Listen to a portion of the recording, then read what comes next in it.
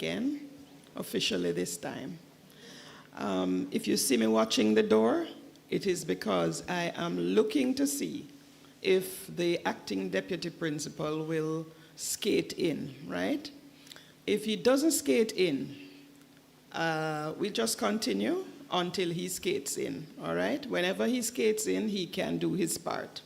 So, I welcome you all. I can see Dean Heather Ricketts. I don't recognize any other dean. I imagine there are heads of department here, but I do not know your faces. And I do know the face of our very special guest, Dr. Beryl Allen, who sits here in the front, and you will all have recognized her name also. Yes. Yep. I'm pleased to say I was associated with her for many years. In many ways, I had to remind her that she taught me briefly in high school. She didn't remember that. So, you know, Dr. Allen, Dr. Chisholm, head of the CETL, is here. And our special guest, keynote speaker, Dr. Rohan Jowallah, is attending online. I imagine Dr. Jowallah is online. Yes, he is. So, hello, Dr. Jowallah. Hello, Rohan, from long time. So, as we get into things, I'm honored to chair this function. I'm Charmaine McKenzie, very honored to chair this function. And this has become a high point on the CETL's calendar, and deservedly so, because it honors teaching.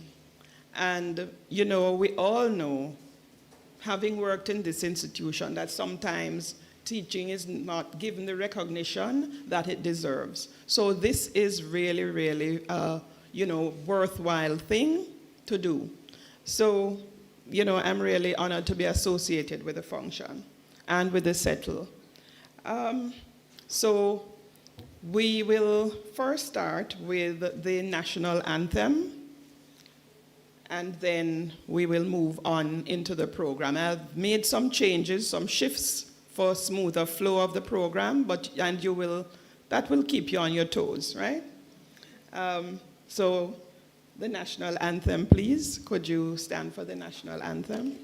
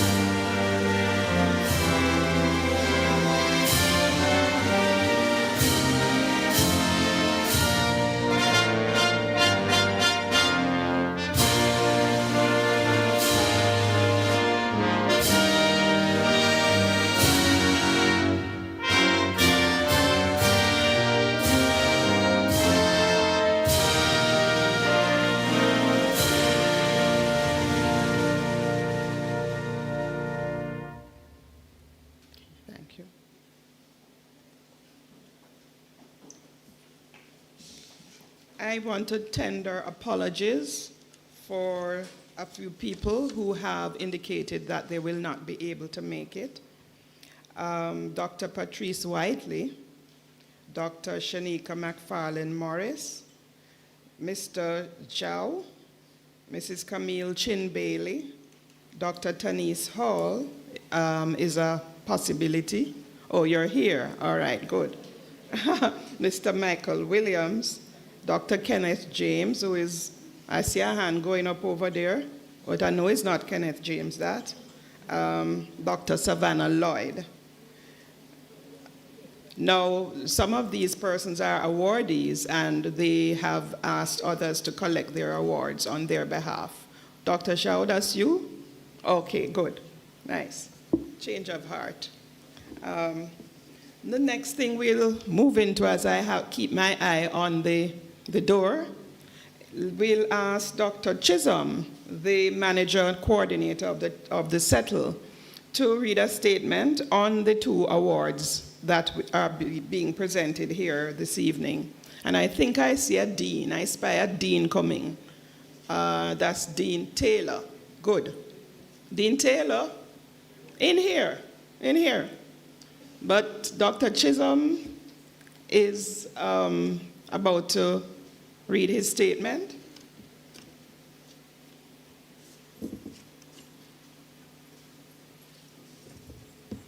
Thank you very much, Chair.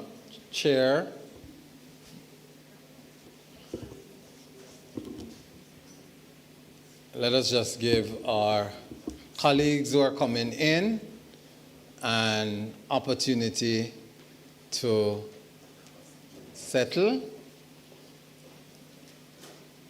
I'd like to join with our chair, Dr.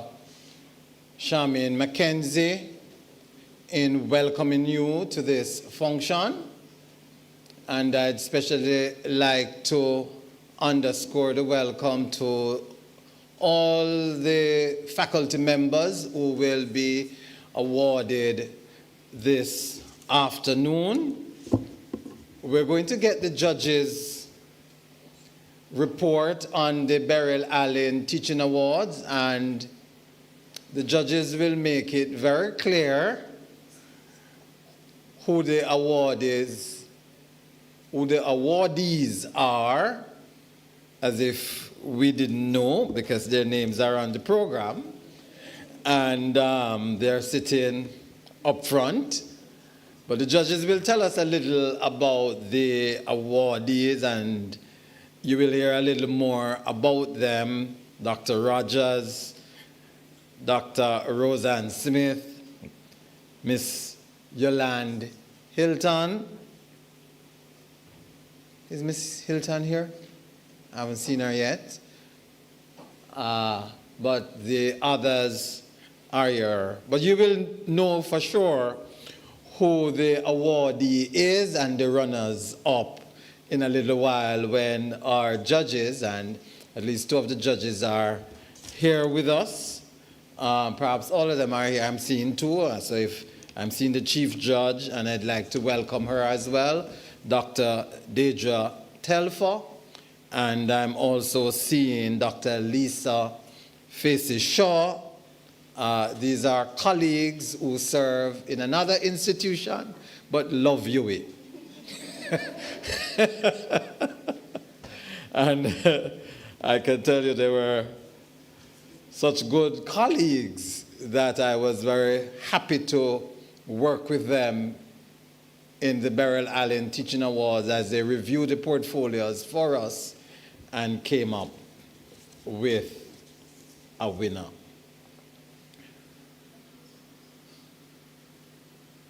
And so those were the preliminaries. I was asked to read a statement. And so Dr. McKenzie, our chair,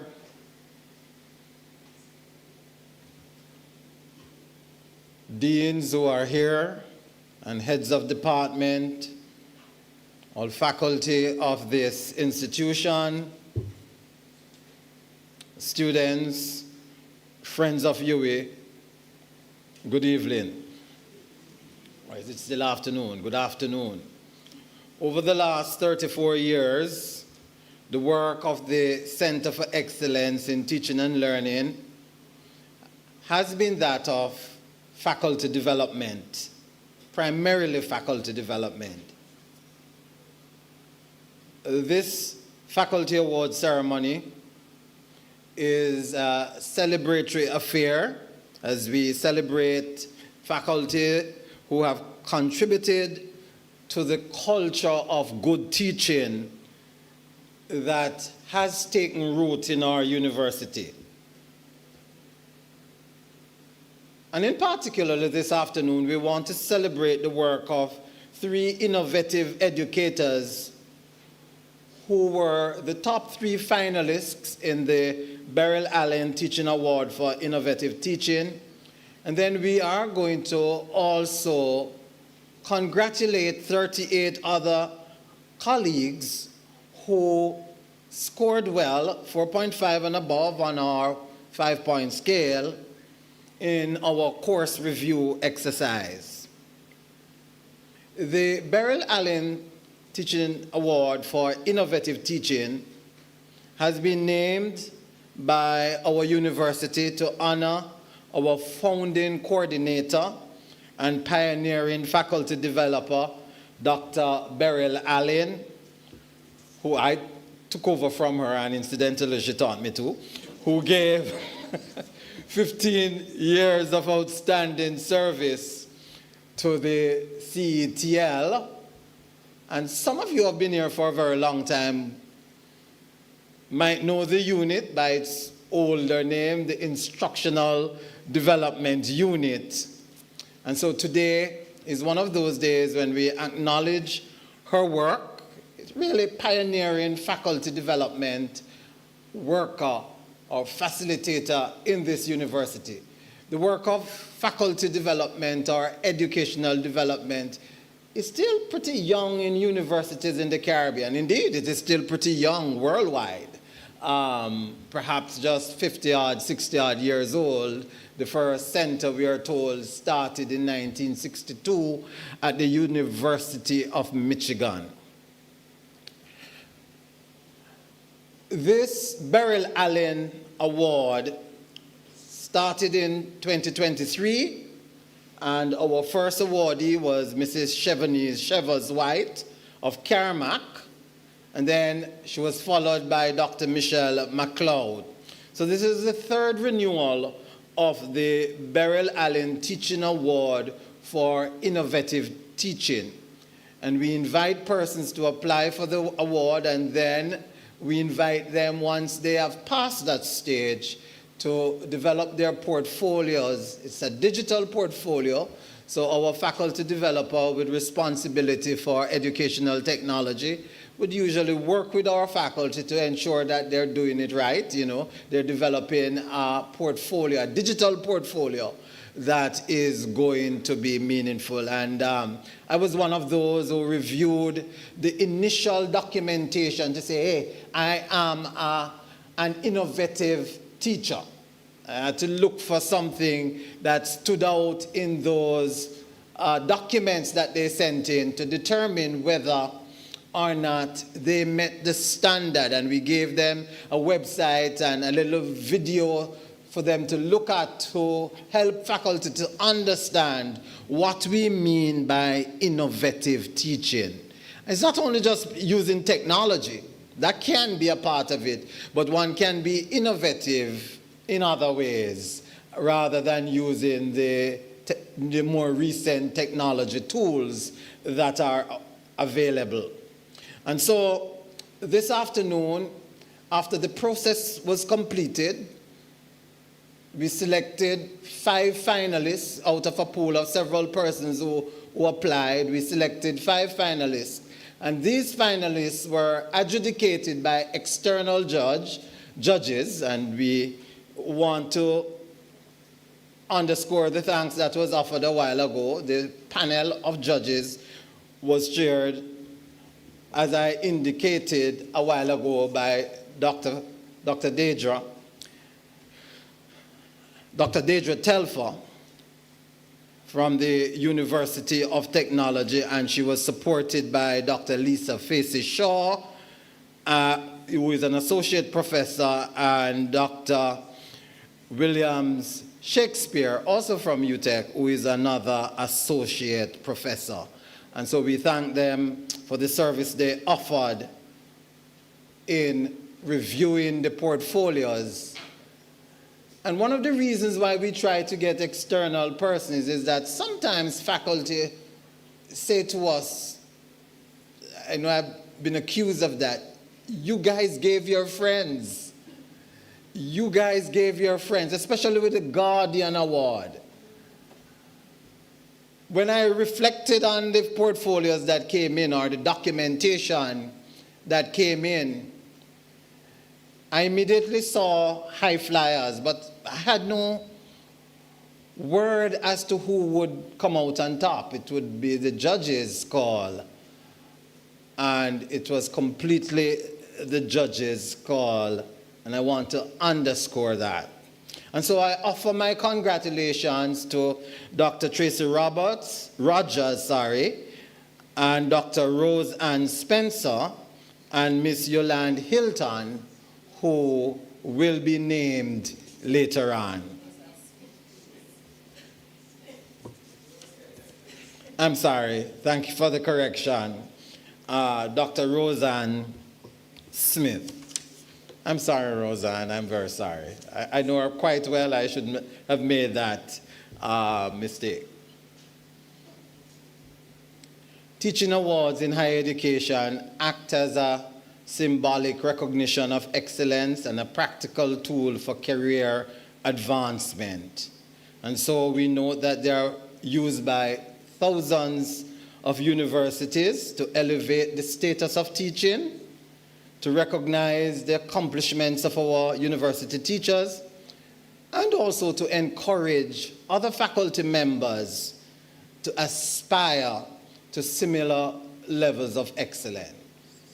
This afternoon, we hope that the latter will be one of those that will occur because of this Faculty Award Ceremony, and we will all want to participate in others when the opportunity is presented again. Of course, the Guardian Life provides an opportunity for us every 2 years, and this is a Guardian year, the calendar year.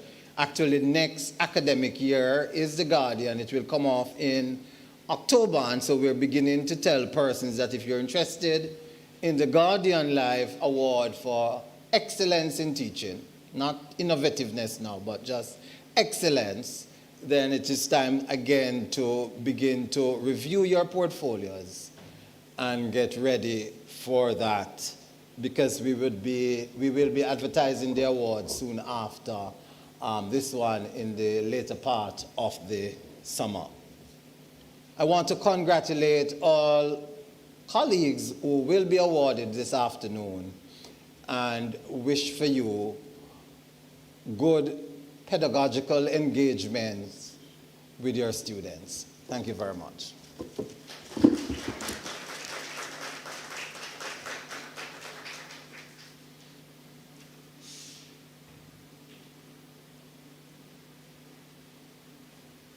Thank you, Dr. Chisholm. Now, remember I told you that I am changing things around on this program. So, let's have our item of special music at this point, and then we will introduce the guest speaker and then have his keynote address. Okay? So, our Mrs. Corinne Fraser will bring us the item of music.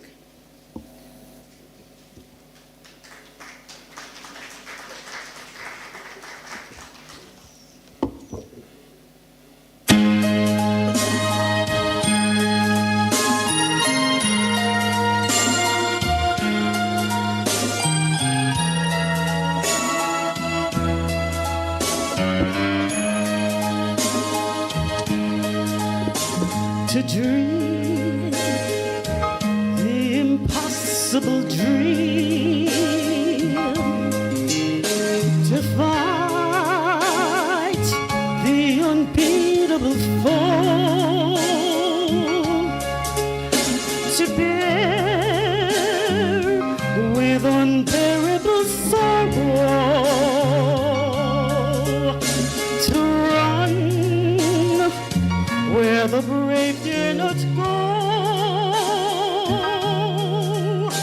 to fight the unrightable wrong, to love pure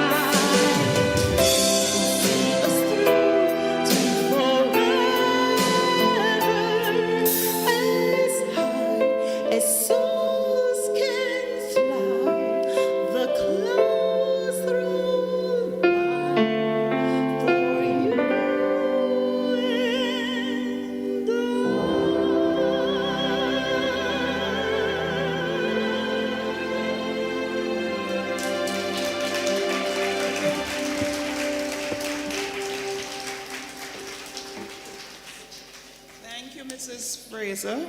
There's someone at the back who thoroughly enjoyed that. She was waving away. Thank you so much.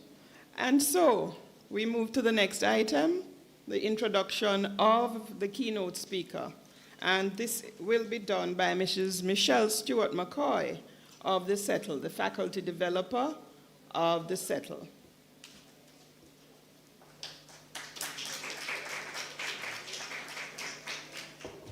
Thank you very much, Dr. Mackenzie. Good evening, ladies and gentlemen. You know, I always thought that I had a talent and I should be singing. The only thing is that I cannot hold a note. All right, so I have the task of introducing the guest speaker. I did say good evening, ladies and gentlemen, right? Okay, thank you. There is a question that we still ask among ourselves in every school, in every boardroom, at every university meeting. And that is, how do we manage this generative AI? And some of us, we're still terrified. Some of us think that it will fix all humanity. And most of us are somewhere in the middle. We're still trying to figure out where exactly we stand and how does it work and how do we help those who we teach to use it well. This evening's speaker, Dr. Rohan Jowallah, has been asking that question for longer than most of us, and he has come up with some practical answers. Rohan Jowallah grew up in Jamaica, spent most of his years teaching in England. He has taught at our global campus and at the EduCause Digital Learning Institute, and he has spent the last decade at the University of Central Florida.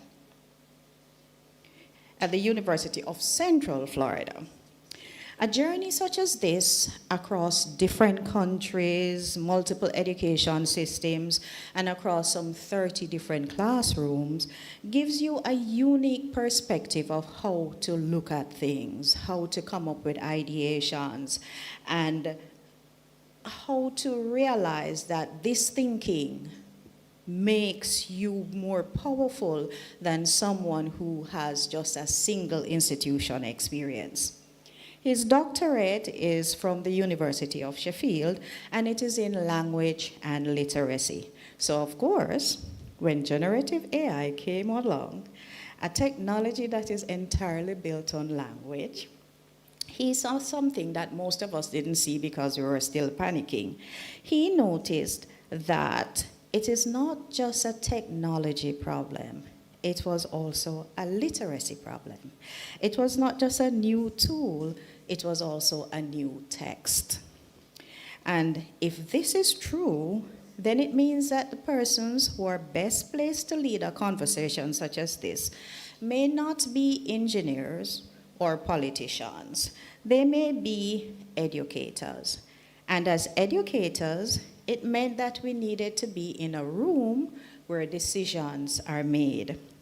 And Rohan Jowallah made sure that he made the business of being in that room. He has been in the room from UNESCO in Paris to governments across the Caribbean, from university boardrooms in Nigeria to those in Cayman Islands, from the University of Technology to the stage of the American Association of Colleges and Universities, the AACU. He has been making the case that Caribbean persons can no longer afford to be passive consumers of AI systems. And if we think about it, many conversations that we have had around generative AI have been shaped by voices out of the Silicon Valley, from elite research institutions in the US, in Europe, and so forth, from places where they have resources, infrastructure, and the luxury of treating AI adoption as an experiment. And Dr. Jowallah has consistently asked a different set of questions. What does AI governance look like when we're building it in the Caribbean? Who gets to decide which tools are used in our classrooms? What happens when assessment and equity is brought into the equation in our educational institutions? What happens when the systems that are marking and sorting and recommending design comes from somewhere else entirely?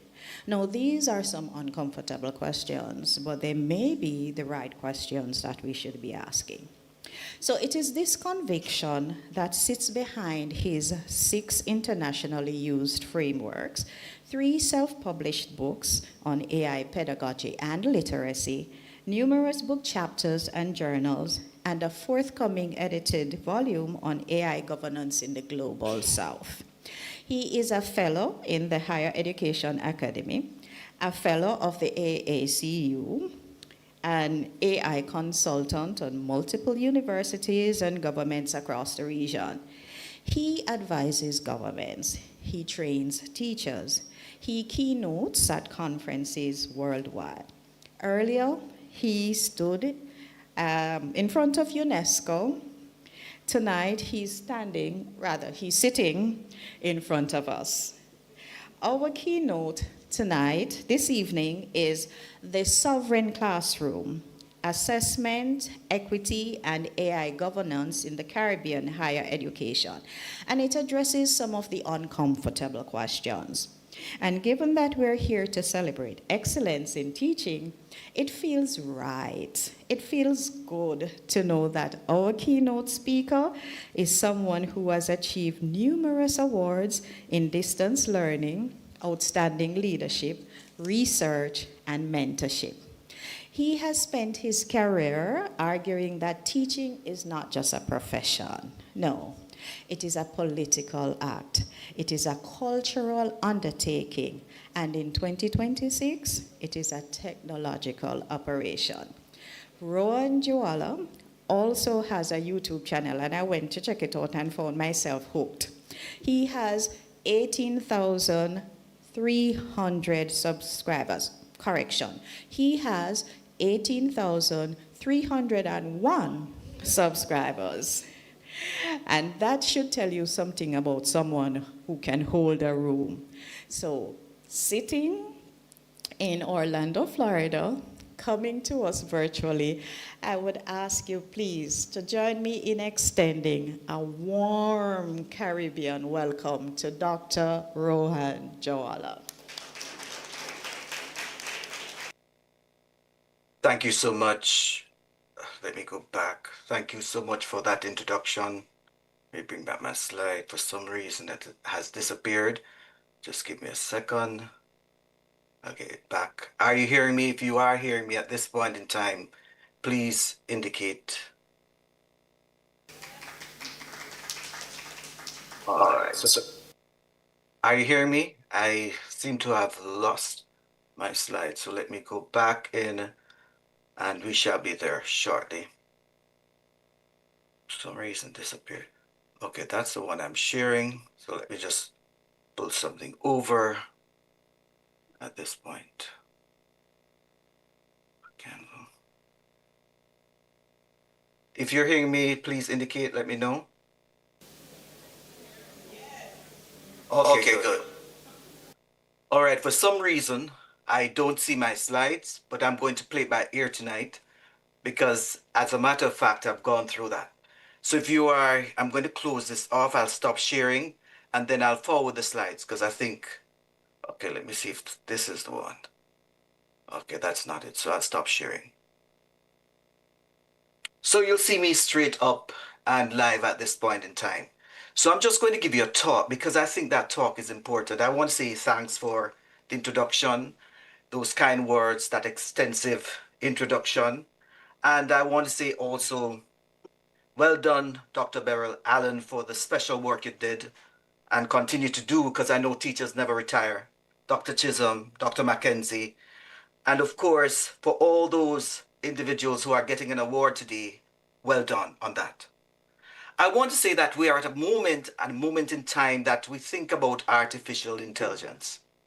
And when we start talking about AI, we have to ask ourselves a critical question. Where are we? And it brings me to the point, roughly in 2008, I attended a conference. The conference was about cultural issues in the Caribbean. It was a cultural experience. I came from England to talk about teachers in England and United States, and that was eye-opening. Fast forward to now, we are at a crossroads that seem to have made connection to culture, made connection to various elements of our lives. And AI is taking over. Some people will say to me, AI is not a threat. It is a threat to us, both physically, in our health, in our education, in our assessments. And we have to take this moment to ask ourselves, where are we? Yes, people are fearful, and we have to understand that. We have to navigate these spaces to ensure that they're able to cope. So when we look at the future of education, we have to ask ourselves, where are we going to be in another few years? So I remember a thought that came to me, and I had to change my thought at the last minute because I wanted to share with you this point. When I was in primary school in Jamaica, I had a revelation. I was sitting beside two bright students. You know those benches? One was on the left called Karen, the other one on the right was called Steve. And the teacher, who was very good, I still love her, asked a question, and of course, Steve answered. Ask another question, and of course, Karen answered. Asked me the question, and I gave the same answer as I heard my two friends answer. And then she asked me what and how I arrived at that answer rather. And I answered, I told her that I listened to both students. She gave me a medication, which I still remember how it hurt. But from that day, she said to me, you must know. Today we have students creating assignments, submitting assignments, and they don't know. So I would say to individuals, think carefully as we navigate the space. It's important that we navigate the space in a safe environment. So as I go forward, I want us to consider context. I have gone through a lot of areas. I've come to Jamaica, talked about technology, did some work with some students, and the movement for technology continues. So as we introduce artificial intelligence to university educators, to students in university, I think we need a policy, and I call that kind of policy AI literacy policy that extends not only to educational systems, but through individuals who have retired, individuals in our society. That's necessary. So as we navigate this, as I say right now, we're here to celebrate individuals who have worked hard. Some will get awards for that tonight. But let me tell you, at this point in our lives, we are at a point that we really need to think about how we can motivate others to understand what's coming, to understand that where we are now, it's going to triple-fold down the road because something else is coming. And that has to do with quantum computing, which will be much faster than where we are.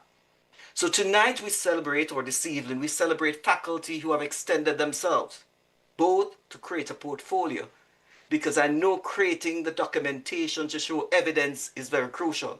And I commend the Center for also ensuring that excellence continues.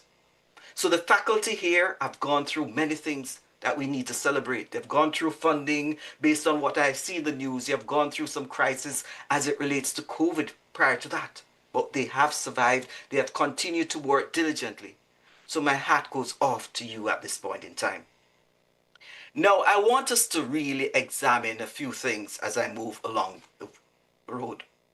I want us to think about artificial intelligence and the traps that can get us intertwined in many things. And I want to present 3 frameworks that you might want to use. And then I want to articulate what sovereign intelligence is within the context of big companies who see the Caribbean as a rich data source because we have, between us and Latin America, over 40 million people. And data is priceless. Data is gold because when they use the data, they can also start charging us back for the usage of this data. So I want to construct that within that. So I want to kind of move back to see where we are and where we're going because I think that is important. And I'm actually standing because I cannot present sitting down. So I want to say that someone texted me today and said they hope to meet me in person. And I know you're there. And I'm sorry I'm not in person, but I guarantee you that that opportunity will come. So I just want to notify the individual that I saw that message and I do understand. But I want us to go back because when artificial intelligence arrived, many institutions said, let's ignore it. There's no need to pay attention to it. We can navigate the space. So when AI arrived, they realized students started to use AI. And the fundamental part of that, once students started to use it, it became a problem in universities. So step back. What happened was, as they moved across the space, they realized that we can't ignore it anymore.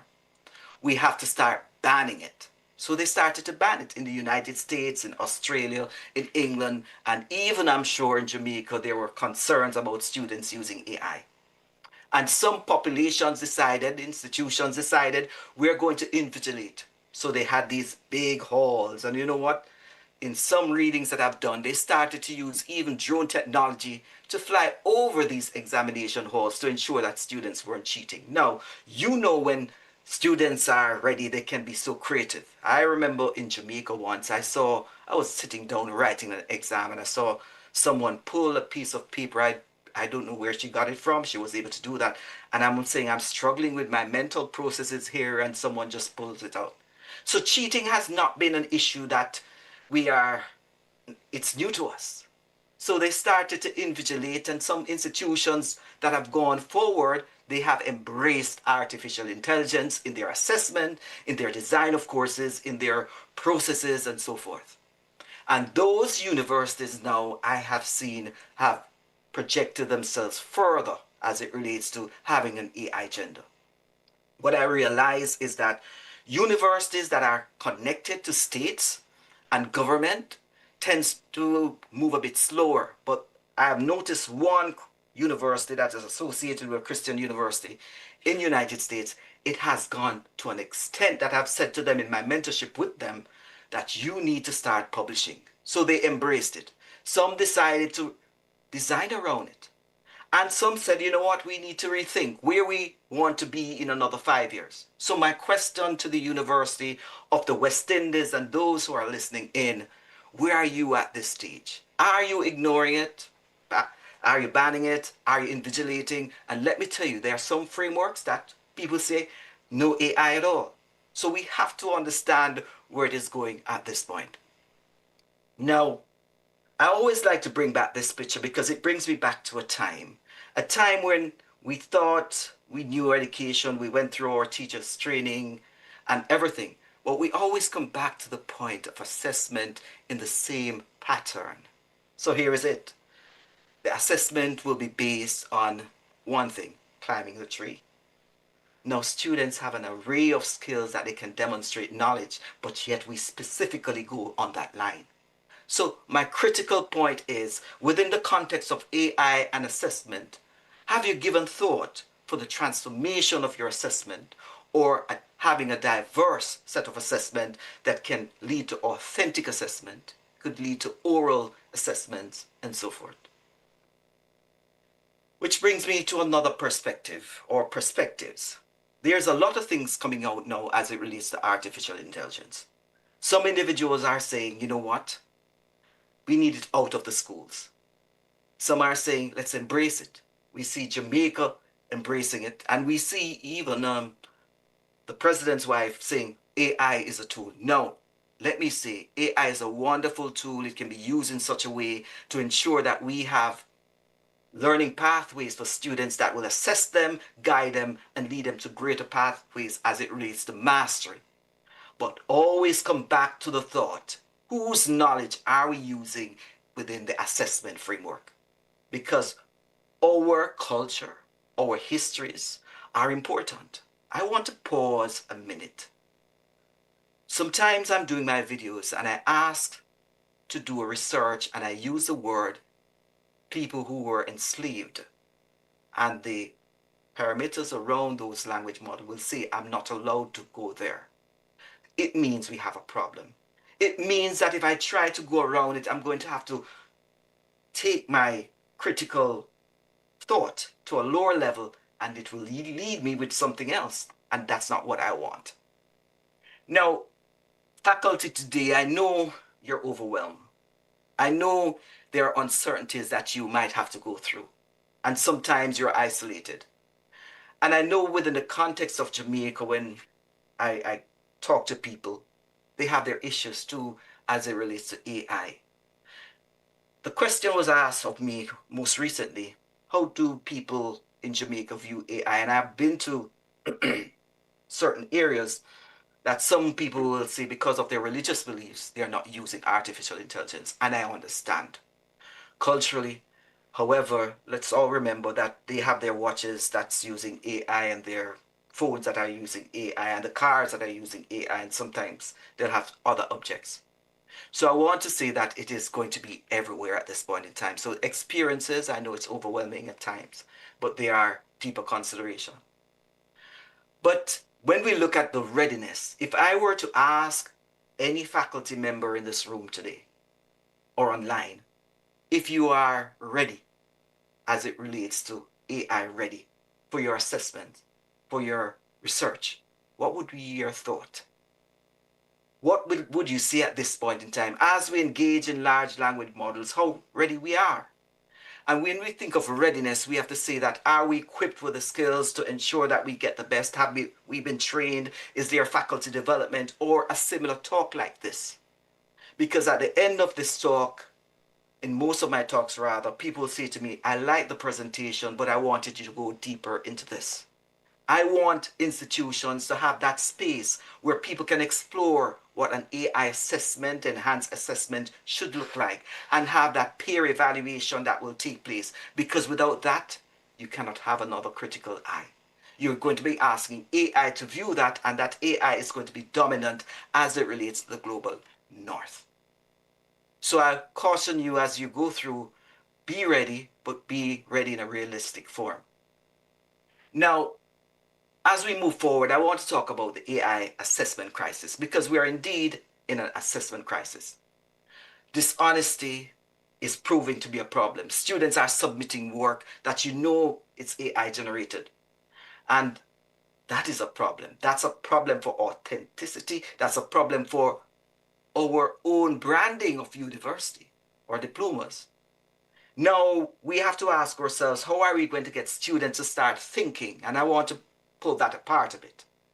I was talking to two students the other day when I visited Jamaica. I was addressing a conference, and the conference was really exploring AI, and it was a convention. So at that part of the convention, we focused on AI and the church. Yes, the church needs to look how AI is going to be connected at some point in time. It's already. And I had an opportunity to talk to two individuals, as I stated earlier.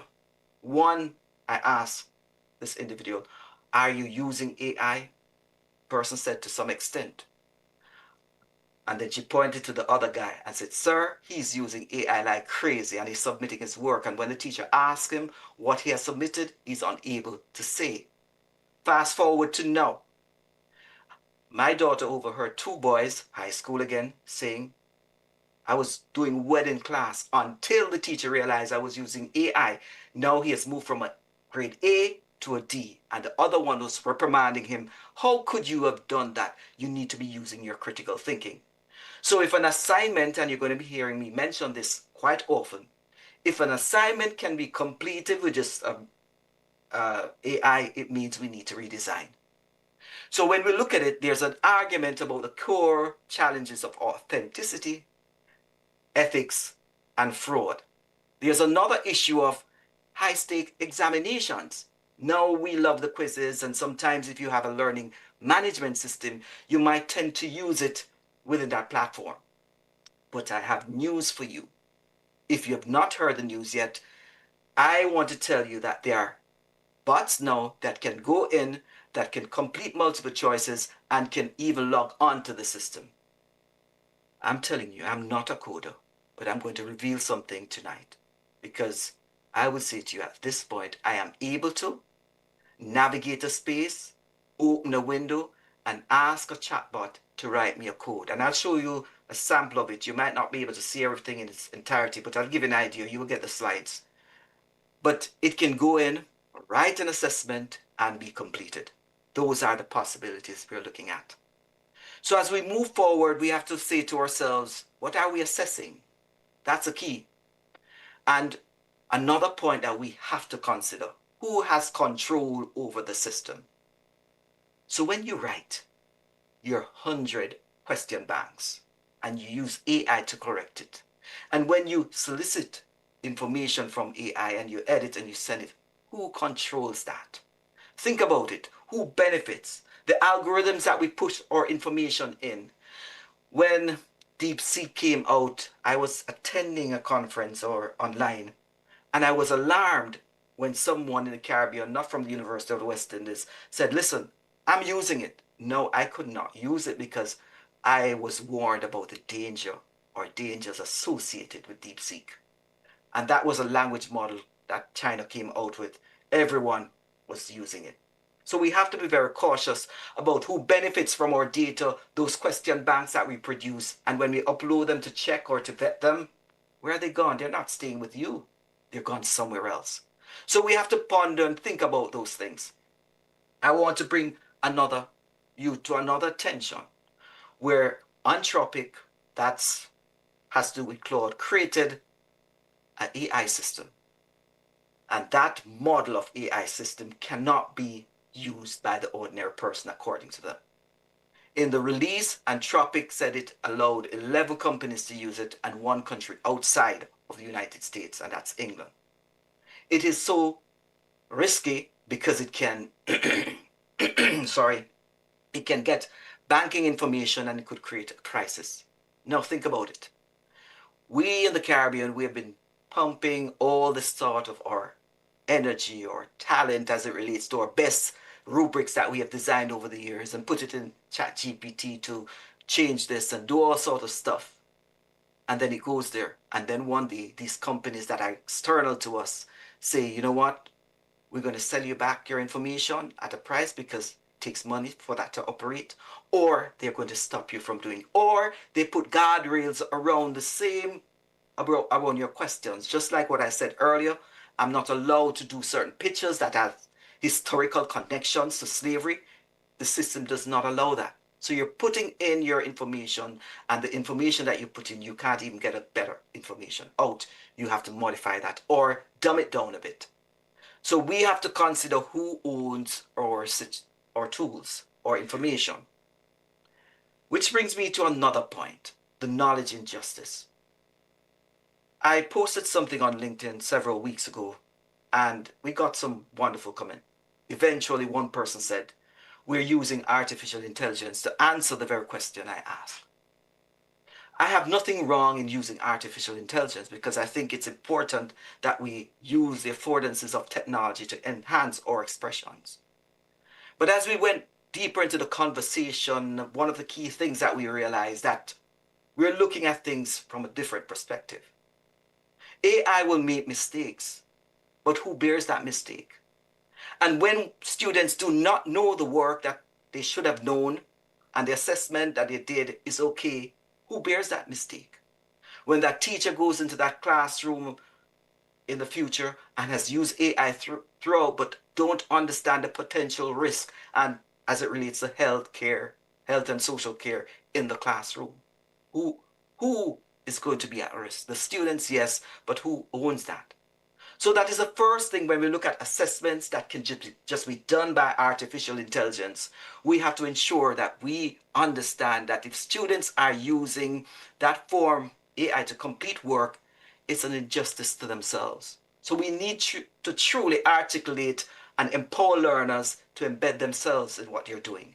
To understand that, listen, there's no easy way of getting an education. You have to be involved. You have to articulate the principles for that discipline. And that is going to take some level of meaningful engagement. And I want to talk about the compliance trap, because that is indeed a trap. It is subtle, but I see it seeping in at every step of the way in the Caribbean. Why do I say that?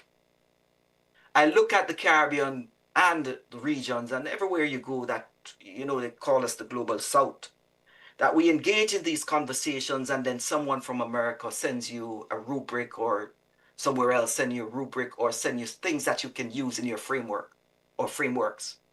I'm not saying we should reject them, but what I'm saying, if they are AI related, especially to rubrics, we have to contextualize them to our assessments. We can't just be importing frameworks into our systems without evaluating them. So the most valuable thing that we have right now is our insight. Assessments are not neutral. So if we're importing a rubric that we see an search engine shows us, or a language model, you say you want a rubric for an assignment, you give your assignment brief, it comes back, you say it's all right. It's not all right. It has to be contextualized in your system. And when we look at the compliance trap, it's subtle because you're getting the work somewhat and you're putting in, but you're not evaluating it. And that's why I talk about sovereign AI leadership. It requires a sort of thought that will navigate a space, not just as a technical decision, but one where there's governance in decision. Why are you using that tool? Why have you made that choice for that academic work? Whose linguistic competencies are respected? Or are you using examples from overseas to apply to Jamaica or the Caribbean? These are issues of sovereignty that we have to establish. It's important. We have to establish the need for equity, sovereignty, and also accountability as we use these tools. Because many of these tools are not meant for us. And if you ask students to use a specific tool, they need to understand the pedagogical benefits. Let me be clear. There must be a balance between pedagogy and technology in every application of artificial intelligence. Now, the next trap I want to talk about is the imagination trap. And that is one that I want to bring back. You know, I heard people saying the traditional essay cannot be used anymore. We have to move away from the traditional essay. We have to move to a point that we don't use it, because an assignment that can be completed by AI is no longer able to use an assessment of an essay. But I want to caution you on that, because you should be at that point where you're saying, if that assignment can be written by AI, it means I have to go back and look at another form or mode of assessment. The assessment, to an extent, was somewhat broken. We have always been testing, as I stated before, using one format, or in many cases, writing as a way of demonstrating what students learn. And we have to move beyond that. And the issue of sovereign intelligence, in my work, I specifically talk about this, because the Caribbean has a rich body of information. It has scholars that are using artificial intelligence. It has many attributes that I have not seen where I've traveled. But if we are to adapt and adopt, we must govern what we put in. We must govern how we interact with the technology. Because what we do is we can't allow individuals to take away what we have from our classroom spaces into a database and then give us something that is their guardrails, so we can't even design what we want. So you have to be purposeful. So I want to say to you at this point, we are at a point that we have to think about assessment as it relates to sovereignty. Assessment policy is one that should be priority. It must be on site. You must think about how are you going to design an assessment and what decisions you're going to do in making that. And I call on individuals, think about it. Think about how these AI are dominant in our system now, because I know many people are using it. But how have we been contextualizing it? And that is important. Which brings me to another point that I want to talk about: care. Consider what you're asking students to do, and then analyze it, what you're asking students to break down. What complexity do you want them to have? In that process, are you asking students to make judgment decisions? And the next thing that you also have to do is reflect. Are you asking students to really evaluate their assumptions? And that is what CARE asks for. I will show you the PowerPoint. I will share the PowerPoint with you so you can have these elements too. But I want to say that as educators, as individuals planning assessment now, we have to move towards what I call craft. And craft stands for content, role, that's going to be context, role, action, format, and threshold. So when you're asking a student to respond to something, you ask them or tell them the context you want, and you can put that in AI. What's the context of this assignment? Role. What role do you want the students to act as? Or it could be an analyst. And the action, you want them to draft something. What do you want them to do? What format? So you have to prompt carefully, and I'll share this slide with you so you have an understanding of what I'm talking about. You have to have your prompt specifically as you design these assessments if you're using artificial intelligence. Now, as I come closer to the end, I want to talk about the need to ensure that we are really thinking about cognitive struggle. If, as I stated before, an AI can be used to complete an assessment, you need to move away from that. You have to create a task that allows students to go through the struggle of learning, incorporating their ideas, utilizing complexity. Ensure that students undergo a productive struggle in order to reach that goal for that assignment. Because that is where the thought of process assignment comes in. Because if they're going through the process of learning, then they'll gain much from it. But I want to say that there's also a thought that I have, and the thought is about developing cognitive offload literacy. We talk about AI literacy, but offloading literacy is important to the students because many students don't know how they can use artificial intelligence in a way that's meaningful without doing other things. So we have to address this and we have to integrate it into assignments. Where are we going to ask students to use artificial intelligence? Are we helping students to understand the process? If they use AI too much, what will be the implications? So they need to understand. And that is where you have to build in AI literacy in the student population. As we move on, I want to say to you, the faculty being celebrated tonight have done a lot. They have moved through a lot of things in order to present. I know presenting a portfolio is not easy. I had to do one 3 years ago. And to be honest, I put every possible thing I could in that. And then luckily, someone on that council saw the work and awarded that differently. So I want to tell you about 3 invitations tonight. First, I want you to think critically about how you design your assessments to ensure that they represent the population that you are working with, using examples. I want you to consider that when you use an AI language model, that you're also sending information about your assessment, and eventually you might not get back the criticality that you want because of these guardrails. And I want you to claim your sovereignty, because I think the next time an external body comes to you and say this is a framework, you should ask critical questions. Who is this for? Is it designed for my students? Can it be contextualized to my university course? And these are critical questions that we have to ask. And I want the Caribbean to be able to lead in a position that I say we can go far away, because what I saw and I've been seeing in the Caribbean over a period of time, it tells me that we are not behind. We are in a pathway just like any other universities around, that we can use and leverage education with AI to democratize education for Caribbean people. There are many tools that I've built, and I'm showcasing a few in the slides that I'll send. One that allows you to really build your AI mechanism and your assessment on the issue of sovereignty in relation to AI. There are mechanisms that you can also use to even design now, as I told you about coding, that you can now code in such a way that you can create your own application. I'm not a coder.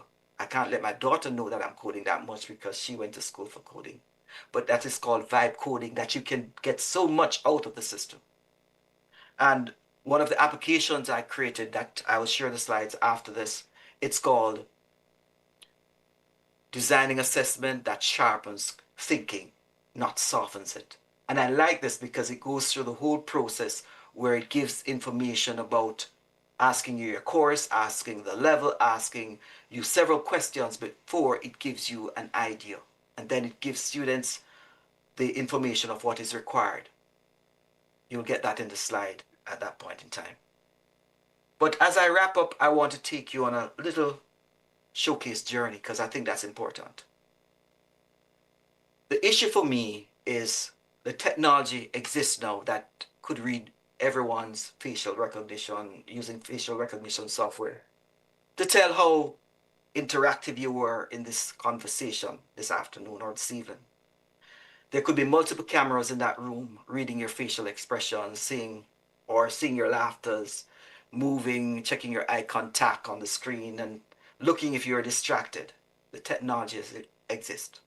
I went to Brazil and I saw that technology in action. One Chinese tech person showcased something that was tracking everything the student was doing and sending back a report to the teacher in real time.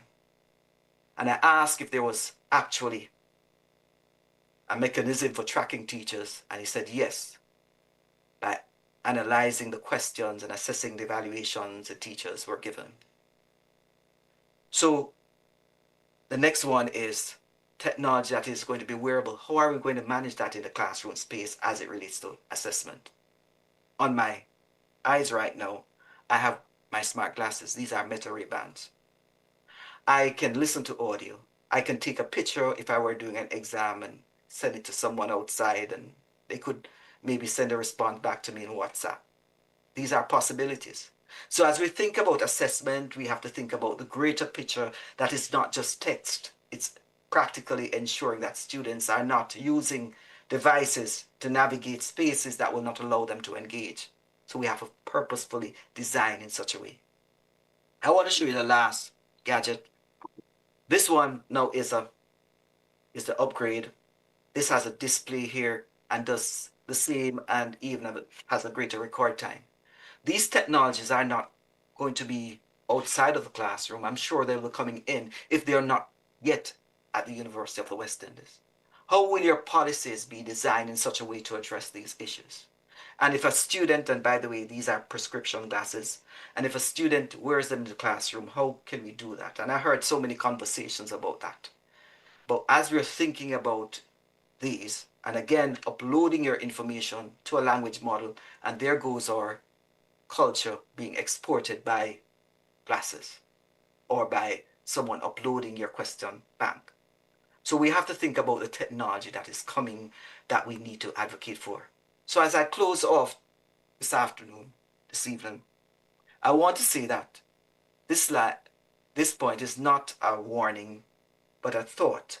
As we navigate, we're moving to a space where we're thinking about assessment, and sometimes I would say to faculty members that I talk to or to universities that everyone seems to be in the same place, because assessment is where credibility lies. It's where authenticity creates a pathway for our quality of learning. So as you navigate the space, think about how we're going to create the spaces for assessment that will create authentic assessments.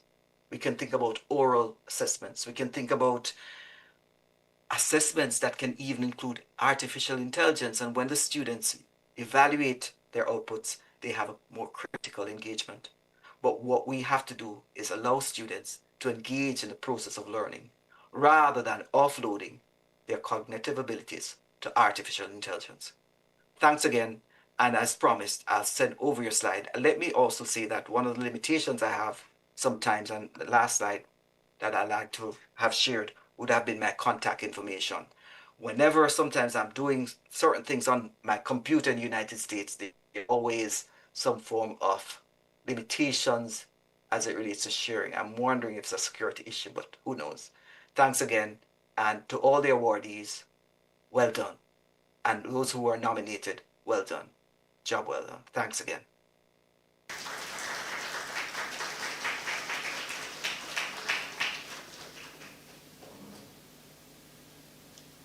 Well, thank you so much for that, Dr. Jowallah. You had a captive audience here. You don't have to worry about the technology. You don't have to use any facial recognition technology. I can tell you, you have a captive audience. Dr. Chisholm says that he indicated that he'd want people to be able to ask a few questions. So we'll take a few questions for Dr. Jowallah now. Who wants to start? We'll take the mic.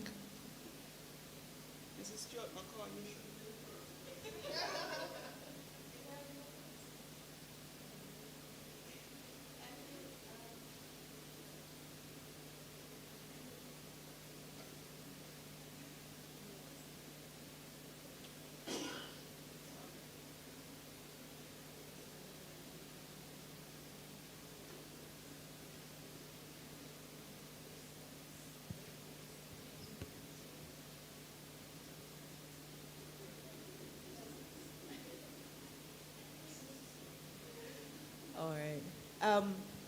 Dr. Jowallah, are you hearing? Loud and clear. Okay, great. Thank you ever so much for that. I did say that you would be trying to answer some very uncomfortable questions, and I'm so happy you brought up so many different things. My question to you is this. Having worked across all these different areas, and with a focus on the Caribbean, with what happens to our data, how it is used, where do you see us as a region going in creating our own AI? Anywhere on the horizon right now? I think when we Yes, go ahead. I think when we look at what's happening, I think there are great possibilities. I like to think about Africa creating their own language model, creating their own guardrails, and I think that is possible in the Caribbean. As the Caribbean develops, I think that's a way forward, because I think if we come together, we can have our own. I would say at some point, the University of the West Indies could also have models that they could use and apply them and put their own parameters or guardrails on. But I do know there's a cost in it, and it's a heavy cost. But I think as Caribbean nations, we need to think like Africa. They have their own AI system coming in, and they are cherishing that. We have the possibility of coming together as a unit and countries that we can build something. Or maybe we can have these engineer students build a little model using some cheaper models that we have seen, such as coming out of China, that we could develop further. I'm not a coder, but I know that it's possible. Part B, we tend to focus a lot on student literacy, student using the AI well. I haven't seen anything that speaks concretely in terms of giving us specific numbers for AI literacy among the teachers, the educators. Can you speak anything at all about any data that you have, maybe research that you've been doing? I know that we tend to point fingers at the students a lot, but I think we need to be looking at ourselves a little better in order to help students. I've always said, and I've said recently at several training sessions, that AI literacy is not for some, but for all. And I mean educators, I mean for everyone. And I think what is happening in the global community, and even in Jamaica, sometimes we have these high-flown conversations about AI literacy, but the practice and the teaching and the principles are not there, because what can a teacher gain in an hour workshop? So I think there's an emphasis that is needed for that. What I can tell you, that the trend now in the United States is that a lot of people have moved towards AI literacy. And I want to say that Jamaica needs not just AI literacy, but critical AI literacy that will showcase when other models have embedded power imbalances. So we need that form of literacy to ensure that the population, including teachers, are able to do that. So when we talk about AI literacy, I think it's a dominant part that needs to be established, not just for students, but if teachers are going to be mentors for students who are going to lead them into the pathway of jobs that don't exist, they need to be literate in that area. But I think applying critical AI literacy, not just literacy, critical AI literacy is going to be of fundamental importance to the Jamaican population and educators. 16 more questions? No. But I think that others have questions. Okay, who else? Is there anyone else who wants to ask a question? I'm not seeing a hand. So should I allow Michelle to ask one more question? No. Okay, no. All right. Guess what, folks? Dr. Jowallah, I want to thank you so much again. I mean, I myself, you know, there was so much of what you said that I could relate to in terms of the sovereignty. And the sovereignty you spoke about AI, but I see it in other areas. But that's a conversation for another time. So thanks again, Dr. Jowallah, for really a very, very thought-provoking address. I see, yes, please, thank you. Guess what, folks? I told you that I was watching the door at one point, right? And you know why I was watching the door, right? Right. Well, I didn't see when that person entered. I didn't see. But he's here. He's actually here. The acting deputy principal is here. Aha, no. So, Professor Reed, you're here. Yeah. So, could you please grace us with your presence here to give a few words of greeting as you were down on the program to do on behalf of the principal, I see? Well, you can speak to me about that a little bit afterwards. That was supposed to have been you somewhere there. Yeah, and what I wrote was supposed to have been earlier in the program. So I won't bother. Yeah, because we're coming towards the end and the exciting parts. All right. I look to my right, and that's really the exciting part. All right. Colleagues and friends, my apologies for being a little late, but that's the risk most Thursday afternoons. Based on what I do, oftentimes I have incomplete control of my time. But nonetheless, the issue is these awards represent an important activity or milestone within our university ecosystem. As we all agree, because we're all university colleagues, friends, families, that universities really only have three main roles or purposes. One is teaching and learning. The second is, of course, research, creating new knowledge. And the third is really to foster what we call the holistic development of the society. So within that context, we recognize that teaching and learning is a critical deliverable that we must master and we must do.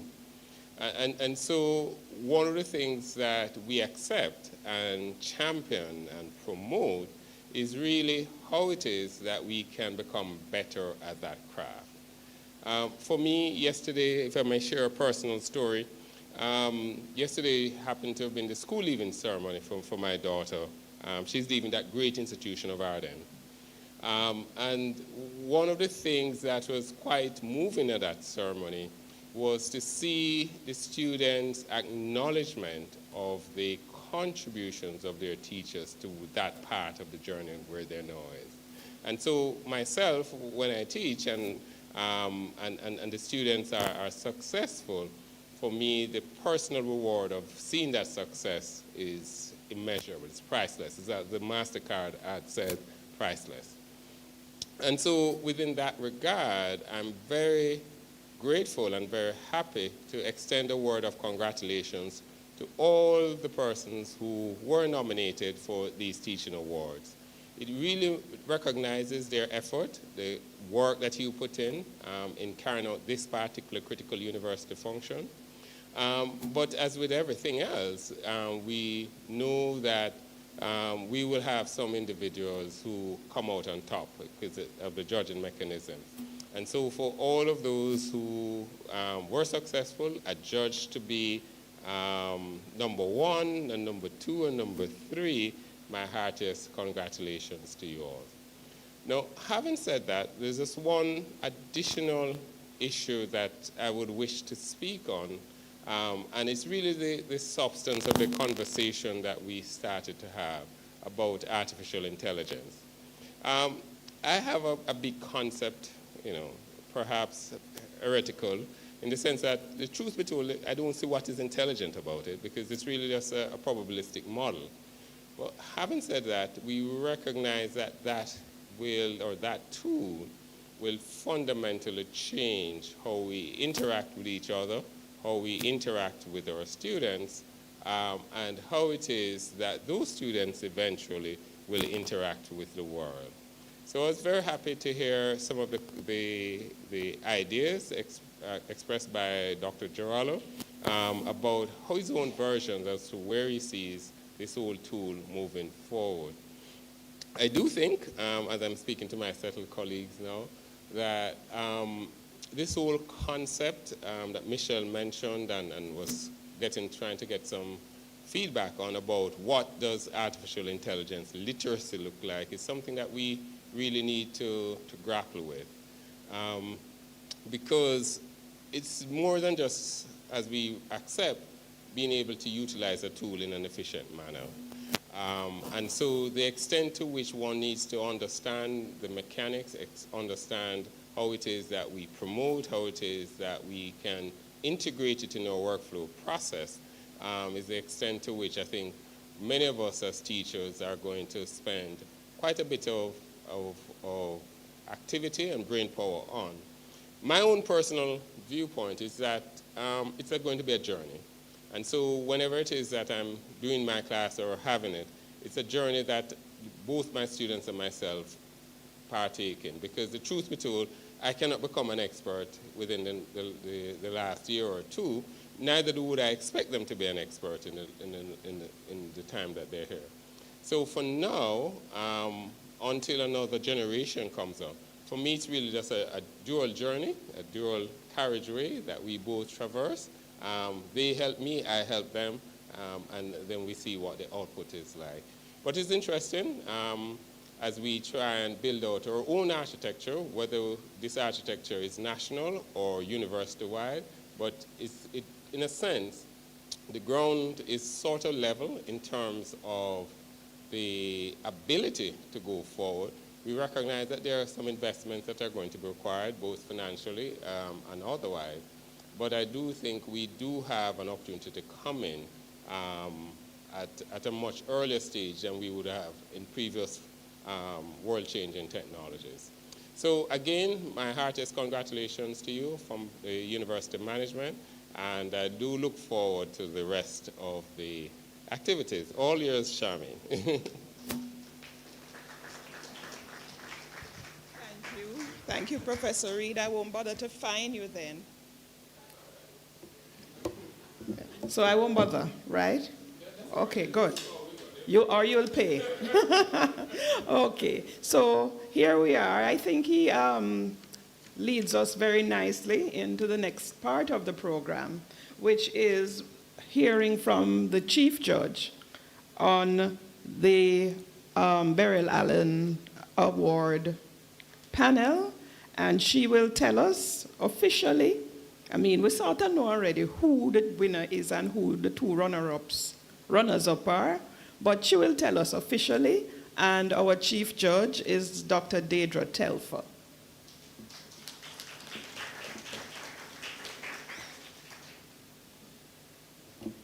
Thank you, Dr. Mackenzie.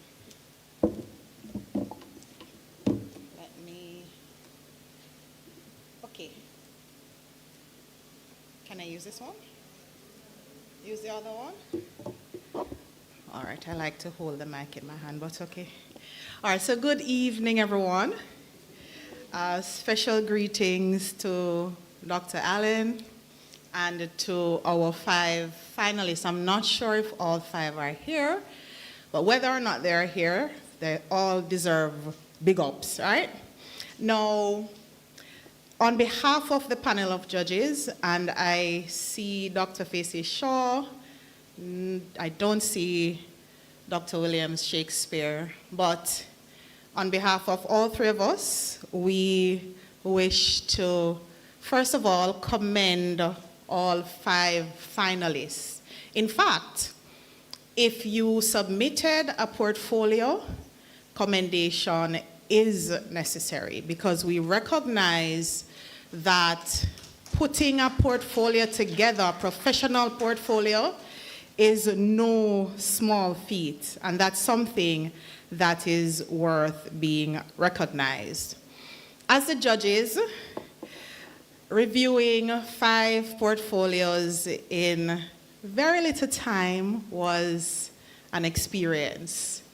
But what made it a genuinely rewarding one was the clear evidence across every single submission that the candidates care deeply about what they do, and that matters. So again, we want to thank those who took the time to submit. We assessed 5 portfolios against 2 broad areas. My technology is acting up. Okay, here we go. Pedagogical innovation and curriculum innovation.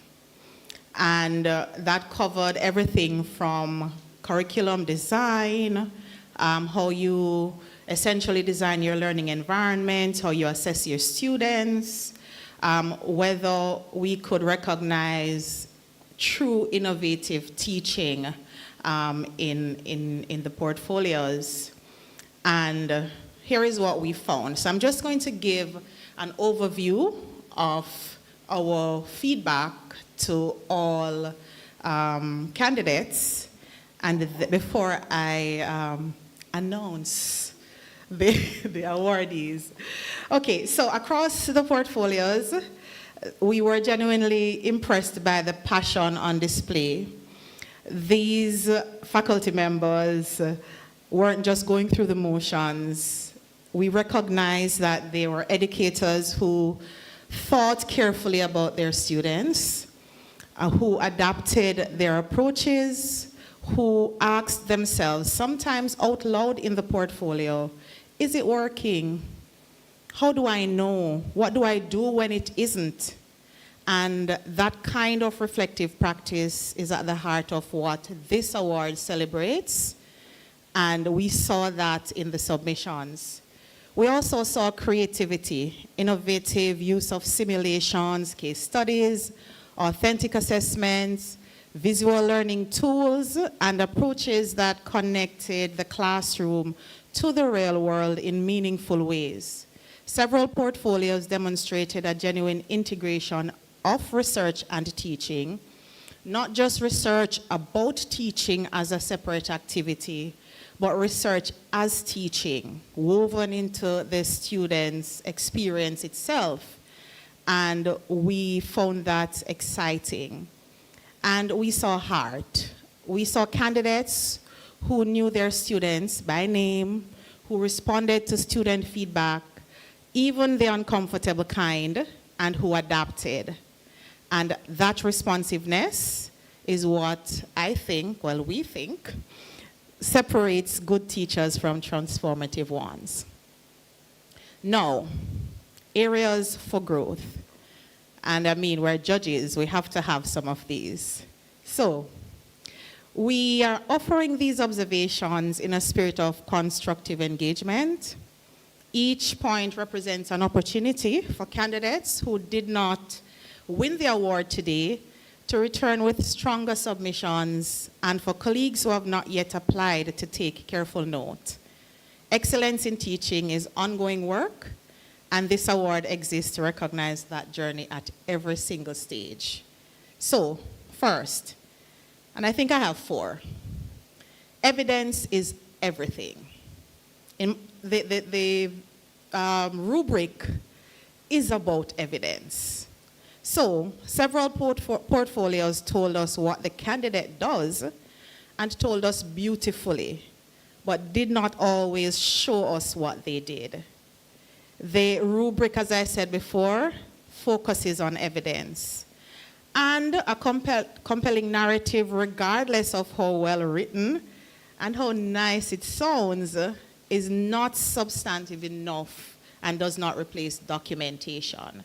So if you're in the audience and you want to apply for this award, you're planning to apply for this award, start collecting your evidence. And I am guilty of that.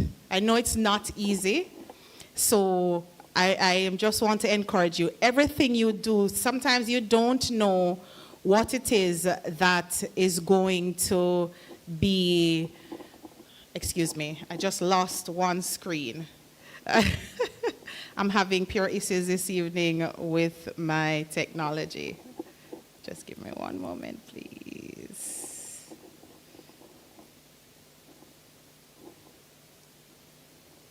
Okay, here we go. Right. So we don't know always what is going to become relevant, and so it's important to document everything as we go along. The second thing is a number of the submissions had several testimonials, lovely testimonials, but again, they are not data. They added quite a bit of human element to the portfolios, but there wasn't always the hard evidence to support those testimonials, and that is critical. So we loved them. Some of them were very beautiful, but they were not always supported by evidence. Third is about the use of technology.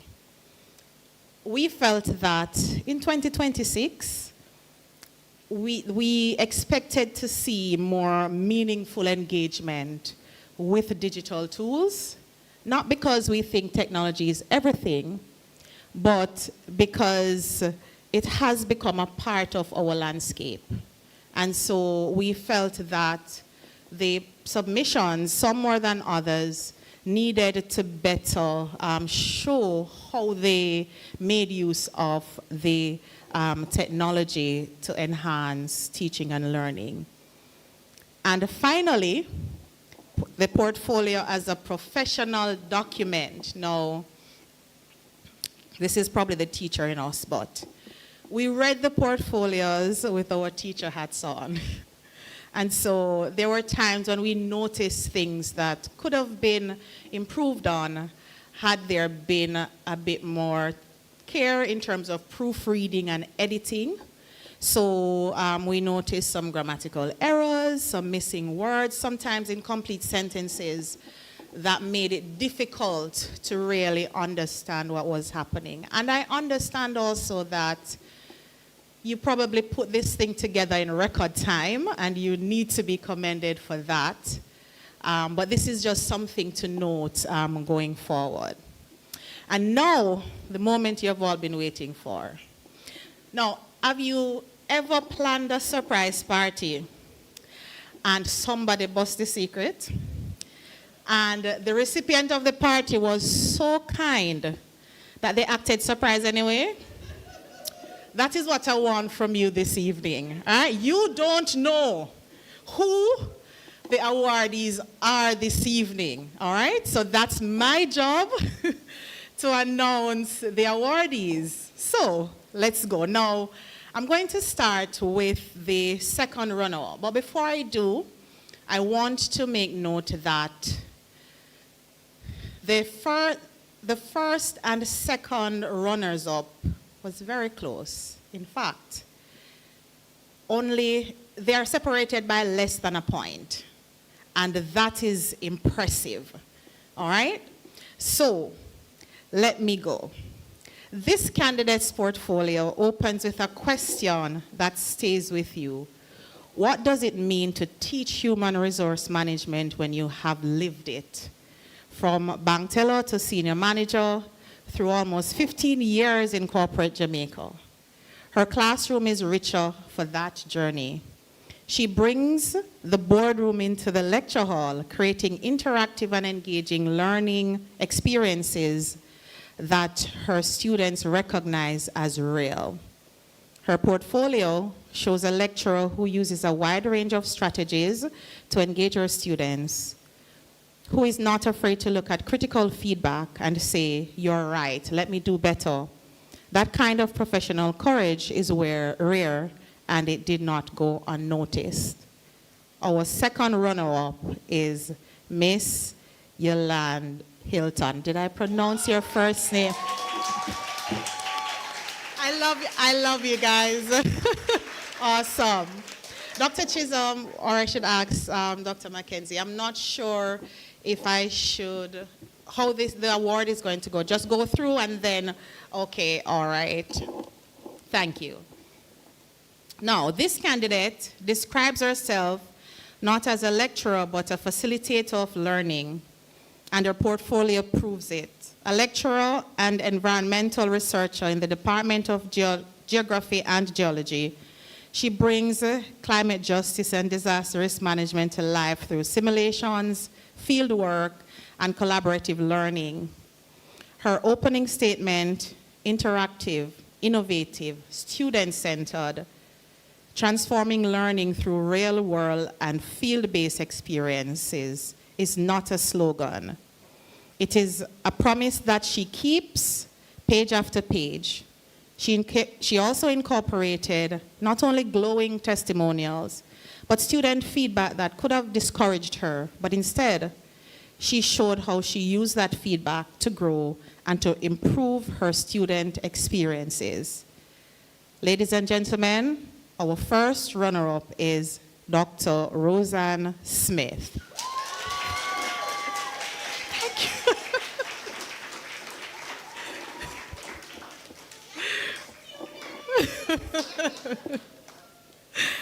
Now, from the moment the panel reviewed this portfolio, there was no debate, only agreement. The scores reflected it, and so did our conversations. So this was pretty clear for us. From the very first page, you understand that for this candidate, teaching is not transactional, it is transformational. She describes a shift from teaching that was responsive to teaching that became intentional. She began to scaffold complex learning more deliberately. She introduced co-constructed timelines and assignment pacing that reflected students' realities. She built in feedback loops that allowed her to adjust in real time rather than waiting for end of semester evaluations. Out of that shift came innovation, an intensive 10-week self-paced research course developed because she recognized that students needed guidance beyond what the formal curriculum could provide. A structured research support program built for accessibility outside the constraints of the traditional timetable. Her sections on trauma response pedagogy, teaching reflexivity, and positionality, and arts-based pedagogy tell you the rest. This is an educator who sees her students as whole people, who designs her entire practice accordingly. And she made me start to practice breathing exercises. And I'm thinking, wow, I really need to try this in my class.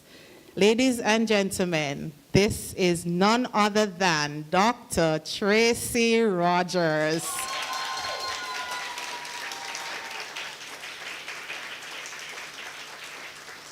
So on that note, again, I want to congratulate all our winners, our winner and our two runners-up. And again, congratulations to all our finalists. Congratulations to the CETL for sustaining this important tribute to the legacy of Dr. Beryl Allen. A reminder that excellent teaching is worth naming, worth celebrating, and worth rewarding. Thank you.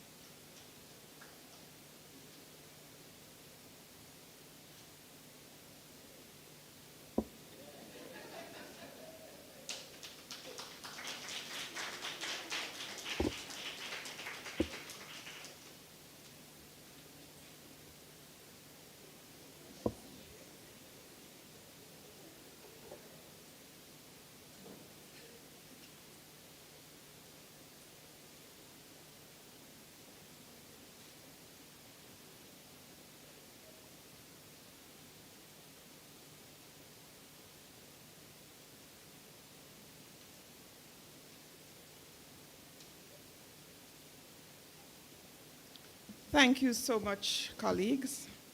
Another round of applause for everyone.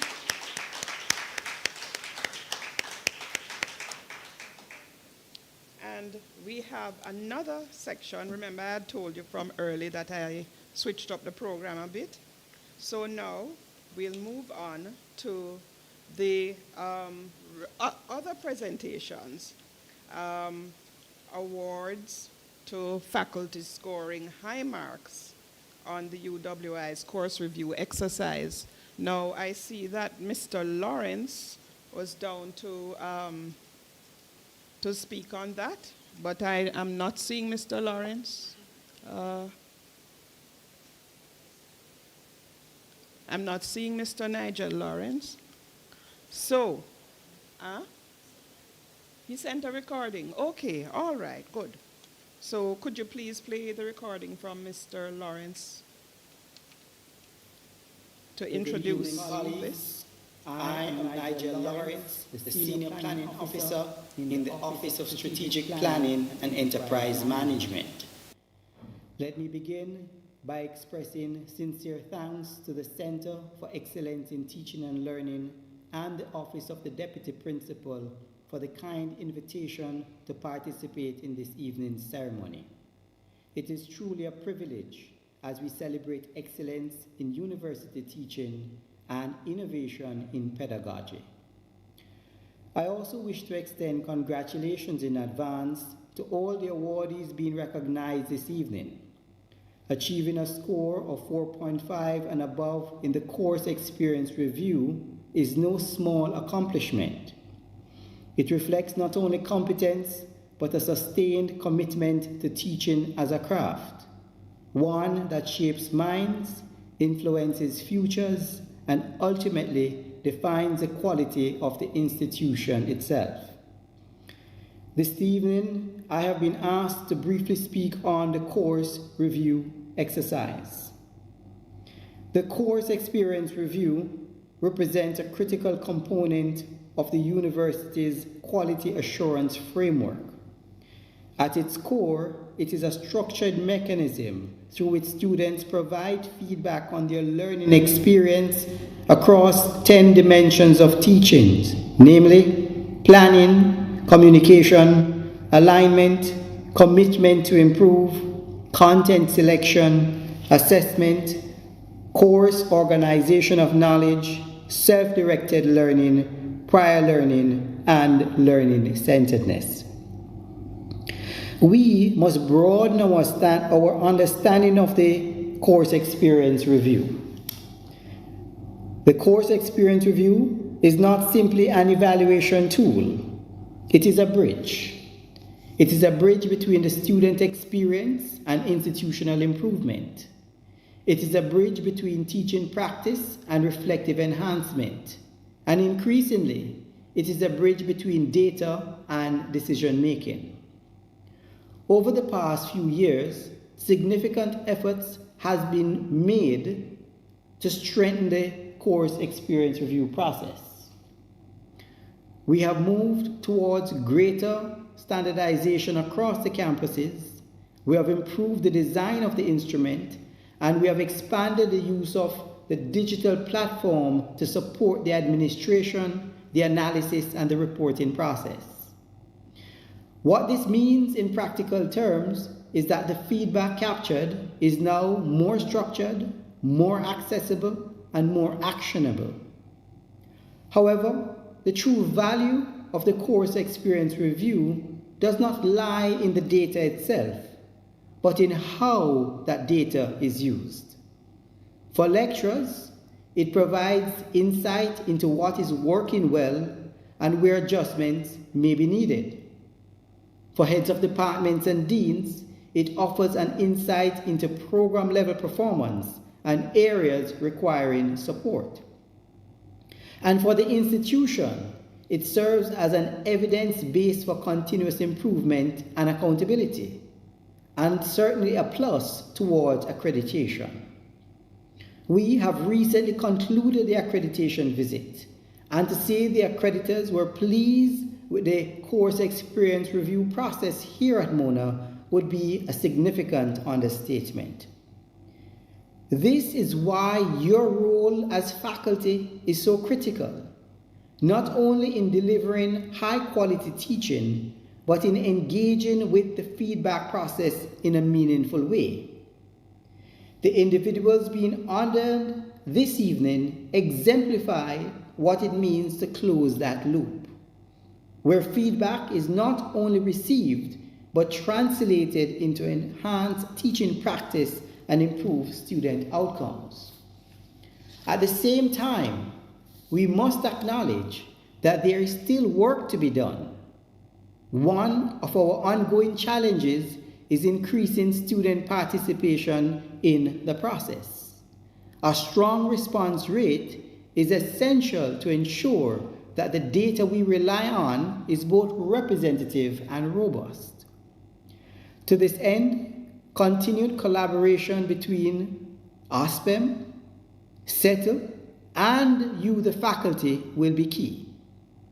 Encouraging students to engage with the process, integrating feedback into teaching strategies, and reinforcing the value of the exercise are all part of building a stronger culture of quality. As we look to the future, the role of the course experience review will only become more important, particularly in an environment shaped by digital transformation, evolving pedagogies, and emerging technologies such as artificial intelligence. In this context, the course experience review will and must continue to evolve, not just as a tool of evaluation, but as an instrument of insight, innovation, and institutional learning. In closing, let me once again congratulate all awardees who are being recognized this evening. Your work represents the standard to which all educators must aspire. And to all faculty present, I encourage you to continue engaging with the course experience review process, not as an obligation, but as an opportunity. An opportunity to reflect, an opportunity to improve, and ultimately an opportunity to enhance the educational experience we here at Mona provide to our valued students. Thank you very much. Thank you. Okay, so this is what happens when you go and you shift up the program. You forget, right? Because you didn't mark this one. So I omitted to have Tracy Rogers respond to the award. So, Dr. Rogers, please. It's a good thing you're a forgiving person.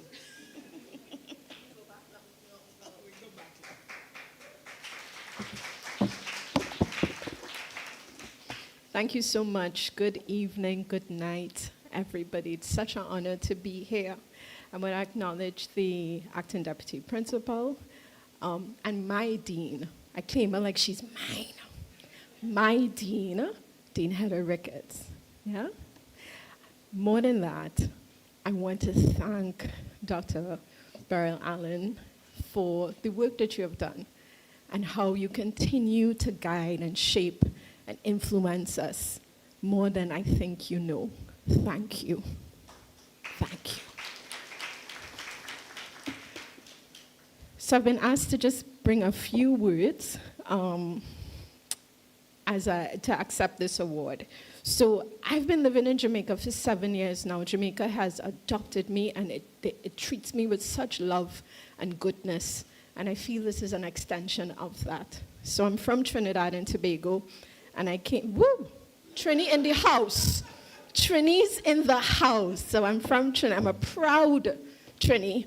And I've been living in Jamaica. I came here to teach at the UWI with my now 15-year-old going on 51. And Jamaica has just really been a beautiful place for us. And UWI has really helped me to grow as a teacher. So teaching for me is a relational practice. what makes me a good teacher is my students who give tenfold what I give. And I'm really honored for their honesty, for their heart, for when they check me, because they do. And every time I sit in a classroom, every semester that I teach, I learn. And I'm really grateful to the students who allow me to learn from them. So I'm very thankful for that.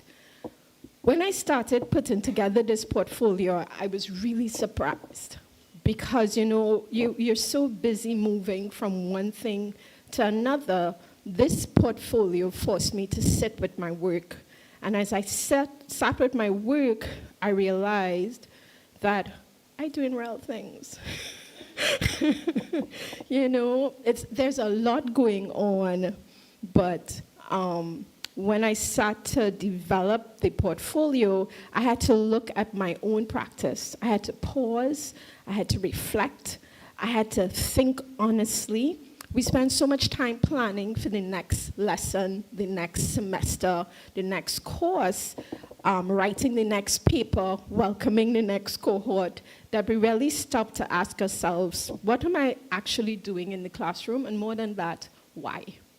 And this portfolio helped me to sit with that question in deeply powerful ways. So I'm very grateful to CETL for that opportunity. And so what emerged for me was patterns. I started to see connection between my research and my teaching that I hadn't really articulated as pedagogy. And I started to see that who I am as an artist, who I am as a lecturer, who I am as an educator, is all tied together.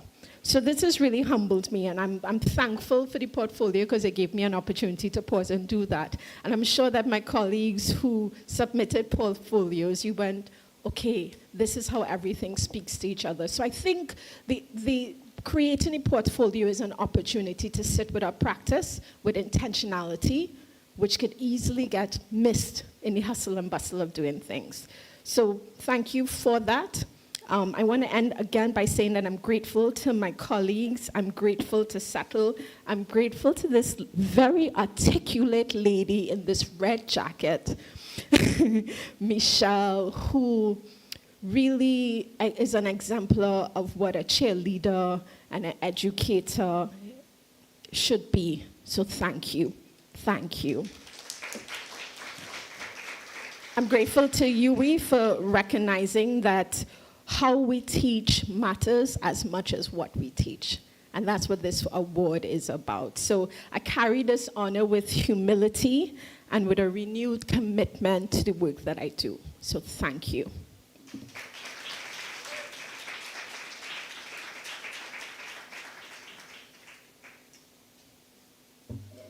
Thank you, too, for what you do.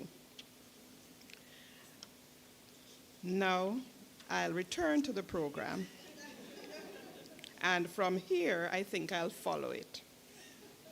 So, it's time for the presentation of awards to faculty scoring high marks on the UWI course review exercise, which is what Nigel Lawrence spoke about. And so, deans, I've seen Dean Ricketts, I've seen Dean Taylor, and they are here to present plaques to members of their faculty for their achievement. The first one I see here, however, is Dean Edwards, Dean Carr. This says Carr Edwards, Edwards Carr, right. You are here on her behalf, and this is Ruth. Okay, could you, well, did you know mine? Could you please come to, are you going to help to present? I suppose I can, but we'll start with the institute over here. So I'm going around. Okay, I see. I now have a different program, see? They fixed me this evening, they fixed me. Right? So I see that the Institute for Gender and Development Studies is first in this one. So, 1 minute, please. Dr. Bean is here to present. present the award to Carla Moore from the Institute for Gender and Development Studies.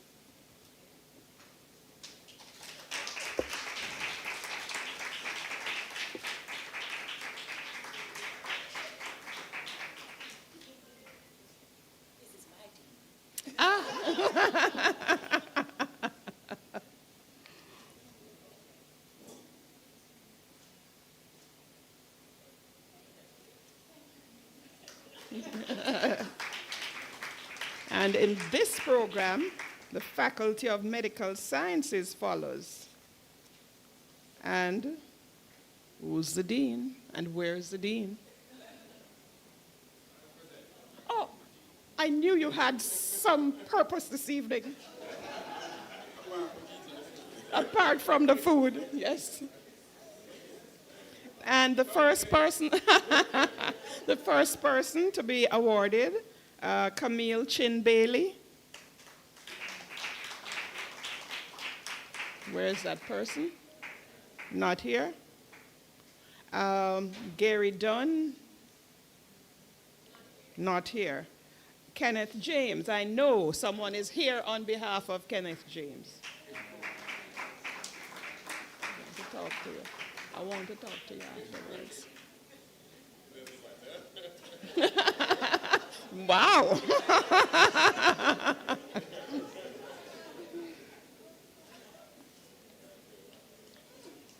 And there's someone else, Sharida Ramdon. She's not here. Okay. Thank you, Professor Reed. Next is the Faculty of Social Sciences. And we have Dean Ricketts to present. The first name here is Odetha Davis. Okay.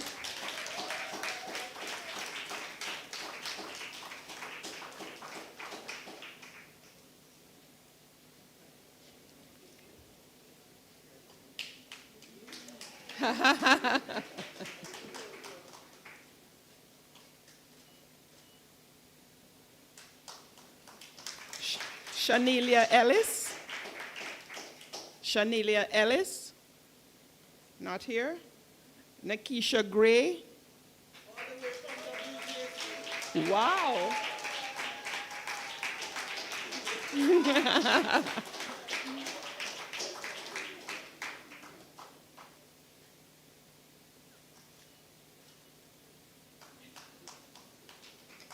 Ethne Miller Simpson.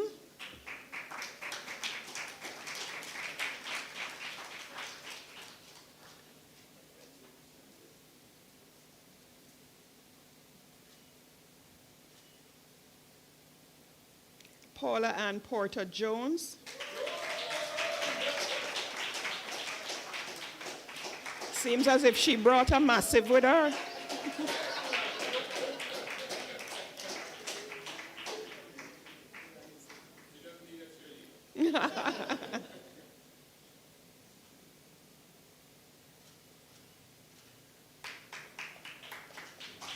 Clive Scott.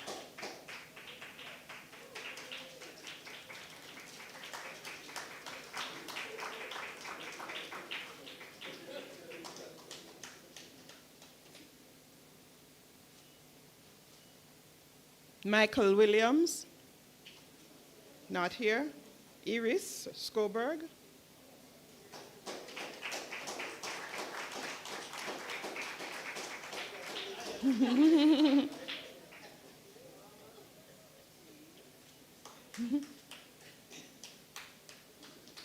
Aika Smith.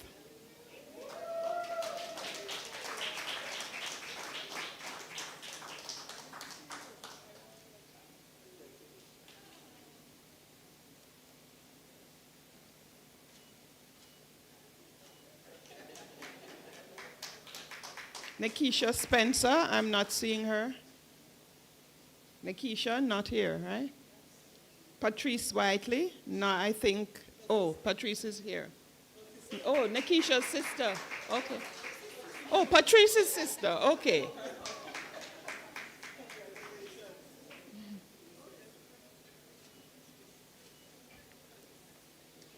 Giovanni Bonito. Is Giovanni here? Not seeing that one. Now we can move on to the faculty. Thank you, Dean Ricketts. Faculty of Humanities and Education. Dean Taylor, I don't know why they have you last, Don't know, but anyway. Faculty of Humanities and Education, thank you. Yes, I was going to say that. So Yini Ashby, not here. Okay, Tracy Ann Beckford.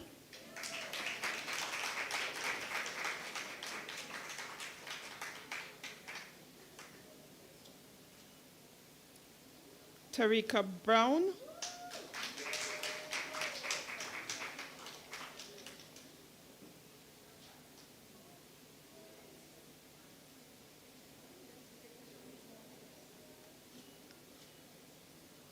Sherelle Ann Dean. Not here. Carol Hordat Gentles. Not here. Disraeli Hutton. Ha. Shanika McFarlane Morris.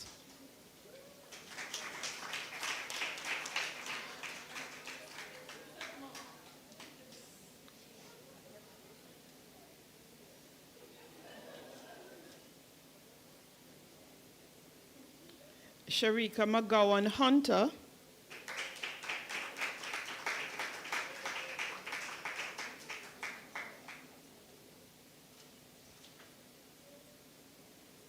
Tressel Messam.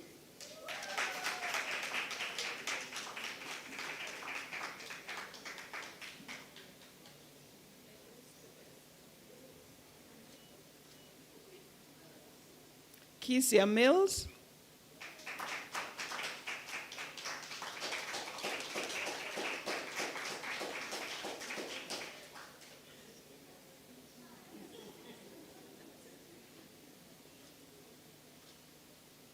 Grace Perez.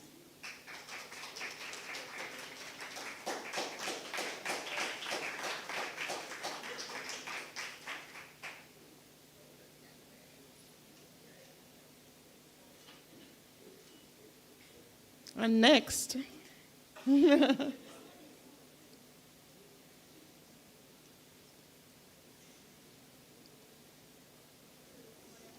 so next, who is going to present to the presenter?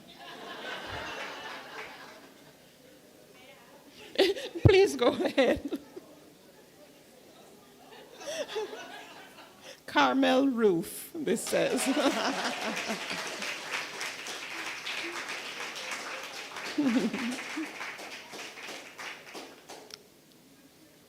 Okay.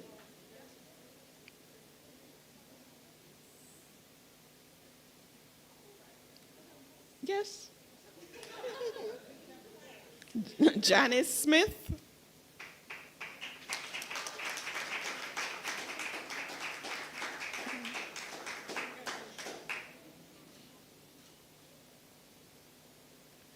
Anne-Marie Wilmot.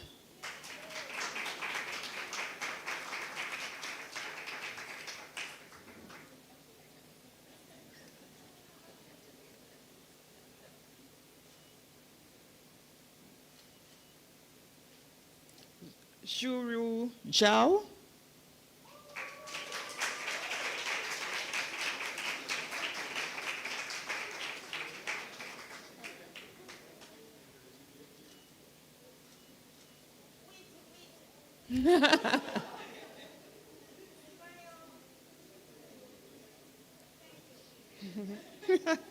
Zoya Kincaid Clark.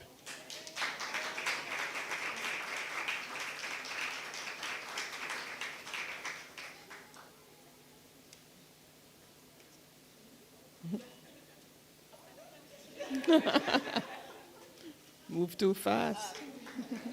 Canute James. He brought a crowd here too.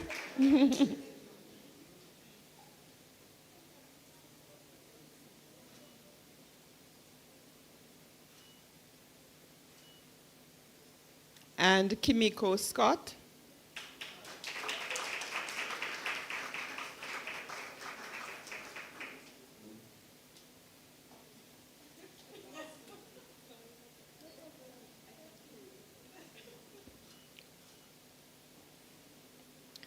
So now we're able to move for Dean Taylor to come forward, Faculty of Science and Technology. And the first person named here, Savannah Lloyd.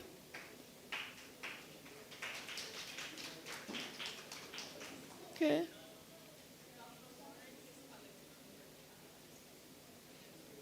Okay.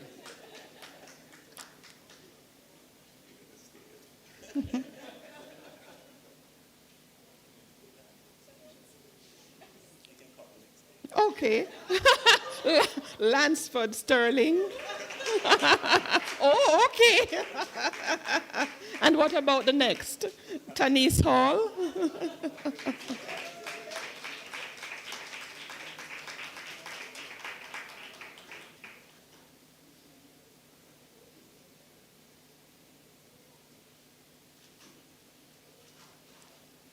Okay, thank you. And we've come to the end of that aspect of our program. So now, thank you all. Congratulations. Thank you all for what you do. Thank you for all your hard work. And congratulations, everyone. Really, really very well-deserved work. Now, I understand I'm to give closing remarks.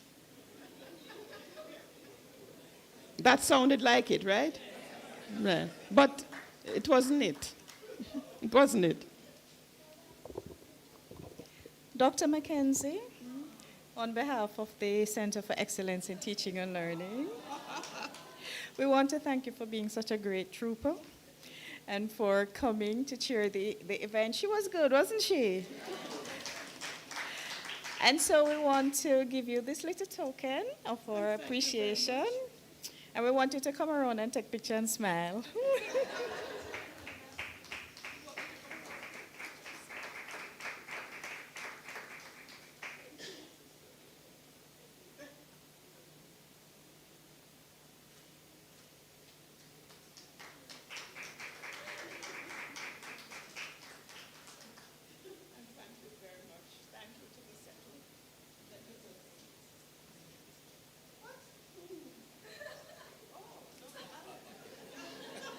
It's time for me to make a presentation to Dr. Allen, who has become the patron of this award ceremony.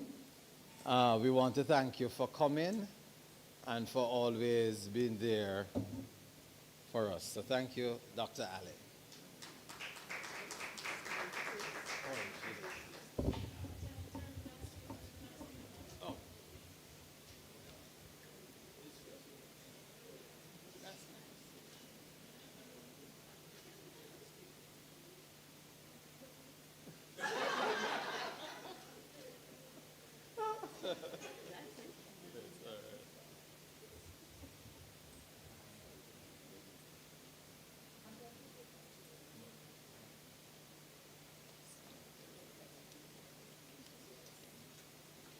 We also wanted to say thank you to our judges and Professor Reed, if you'll do us the honors, please.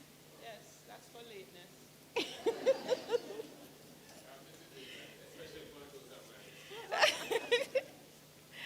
All right, so to our esteemed judges, well, first of all, I want to thank you for accepting the invitation to say, yes, we will go through the process. And then, two, we want to thank you for being so gracious given the timeline. And we want to thank you so much for coming out and telling us thanks. So Prof. Reed is going to do the rest. So Dr. Telfo, please. He's very heavy, though. Very, very heavy. Congratulations again. And that's this on the side.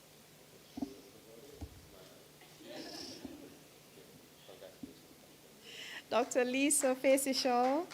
Come on, let's take a finger capture.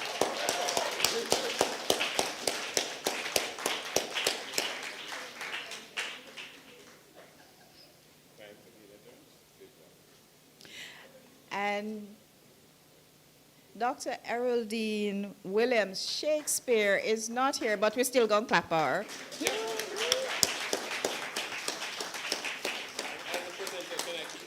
Yes, you can. Thank you very much, ladies and gentlemen. So, really, I want to thank everyone for being here. I think the turnout has been good. See, we had to bring out extra chairs. It's really encouraging, and I cannot tell you how, I really appreciate what the CETL does here. And I look at everyone, some of you I've known for a long time, some I don't know, but I do know your work, and I do know your worth. And I know that many people could be elsewhere, right? But you're committed to here. I go back to what Dr. Jowallah said about the sovereign classroom, and I believe that many people here have thoughts about that, and I just want to encourage you to embrace those thoughts and embrace some of the ideas that he put forward, and work to make our classrooms at the university, lower down in the education system, better and more like what we want for this region. I want to say thank you to Dr. Chisholm for inviting me to chair, and I want to thank you all for being an excellent audience, very encouraging, very engaging. And the next thing is the vote of thanks. So you shouldn't hear from me again after this, right? Thanks again. And now I ask Mrs. Owen and Mr. Williams to move the vote of thanks for this function. And then after that, it's refreshments.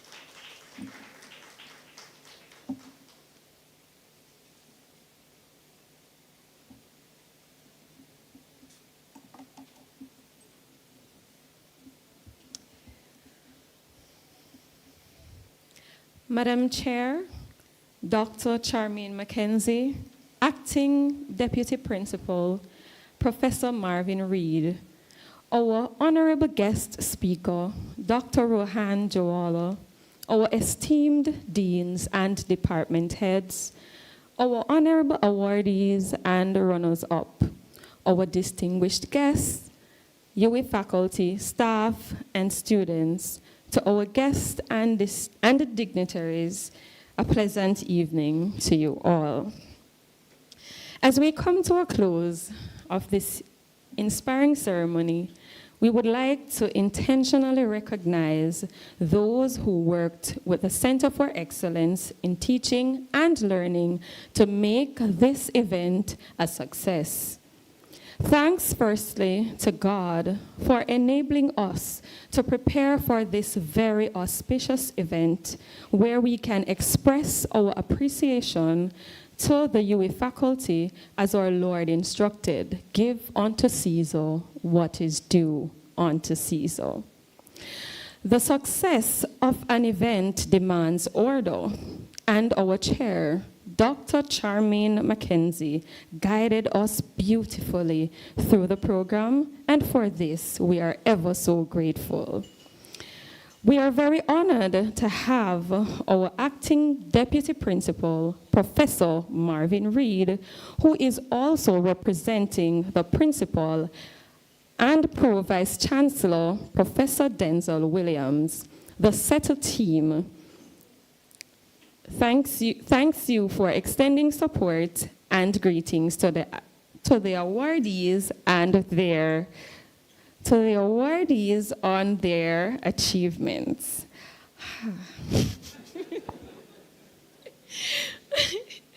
We are thankful for our guest speaker, Dr. Rohan Jowallah, who presented a very powerful speech on the sovereign classroom.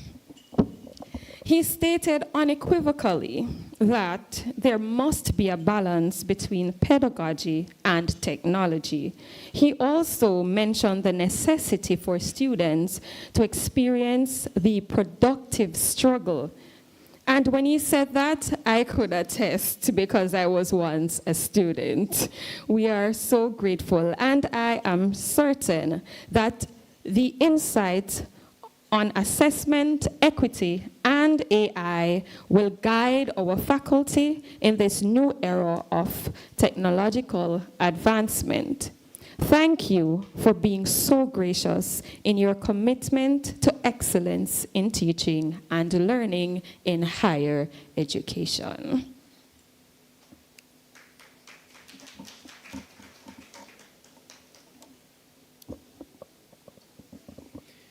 We are tremendously grateful to our prestigious awardees for your dedication, creativity, and impact on the students at the UWI Mona campus. We can't sufficiently say thanks, as your job is like a revolving wheel, but today we want you to know you are appreciated, you are loved, and you are seen. To our exceptional finalists for the Beryl Allen Teaching Award for Innovative Teaching, whom we enthusiastically congratulate, namely Dr. Tracy Rogers, Dr. Roseanne Smith, and Miss Yolande Hilton. Your commitment to innovative teaching is truly inspiring. And to our judges, Dr. Deidre Telfo, Dr. Eraldine Williams Shakespeare, and Dr. Lisa Facey Shaw, we thank you for meticulously and expeditiously evaluating the nominees and selecting the winner and runners-up.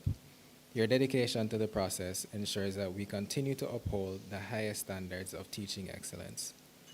To Mrs. Corinne Fraser, thank you for providing a touch of elegance to our ceremony with a voice so unbelievably captivating. We thank the CETL team for the diligent and hard work put into orchestrating this ceremony. We also offer a very special thank you to Dr. Beryl Allen, for whom the Innovative Teaching Award was named, and for her continued dedication to excellence in university teaching. To our hardworking team behind the scenes, the ushers, Mr. Spalding, our photographer, or the library staff, Mrs. Sienna Campbell-Young and her team, the technical support staff, Mr. Ishmael Preston and his team at MITS for providing live coverage, marketing, communications, and alumni partnerships unit, and the dedicated students who have assisted in various capacities. Your efforts have not gone unnoticed. This event would not have been possible without your support. We appreciate you. Finally, we extend a heartfelt gratitude to our attendees for being here today to celebrate excellence in teaching. Your presence magnifies the importance of this ceremony. As we bring this event to a close, let us go full speed ahead in the spirit of innovation and excellence in teaching. Thank you all and have a wonderful evening. Please join us for refreshments and cocktails.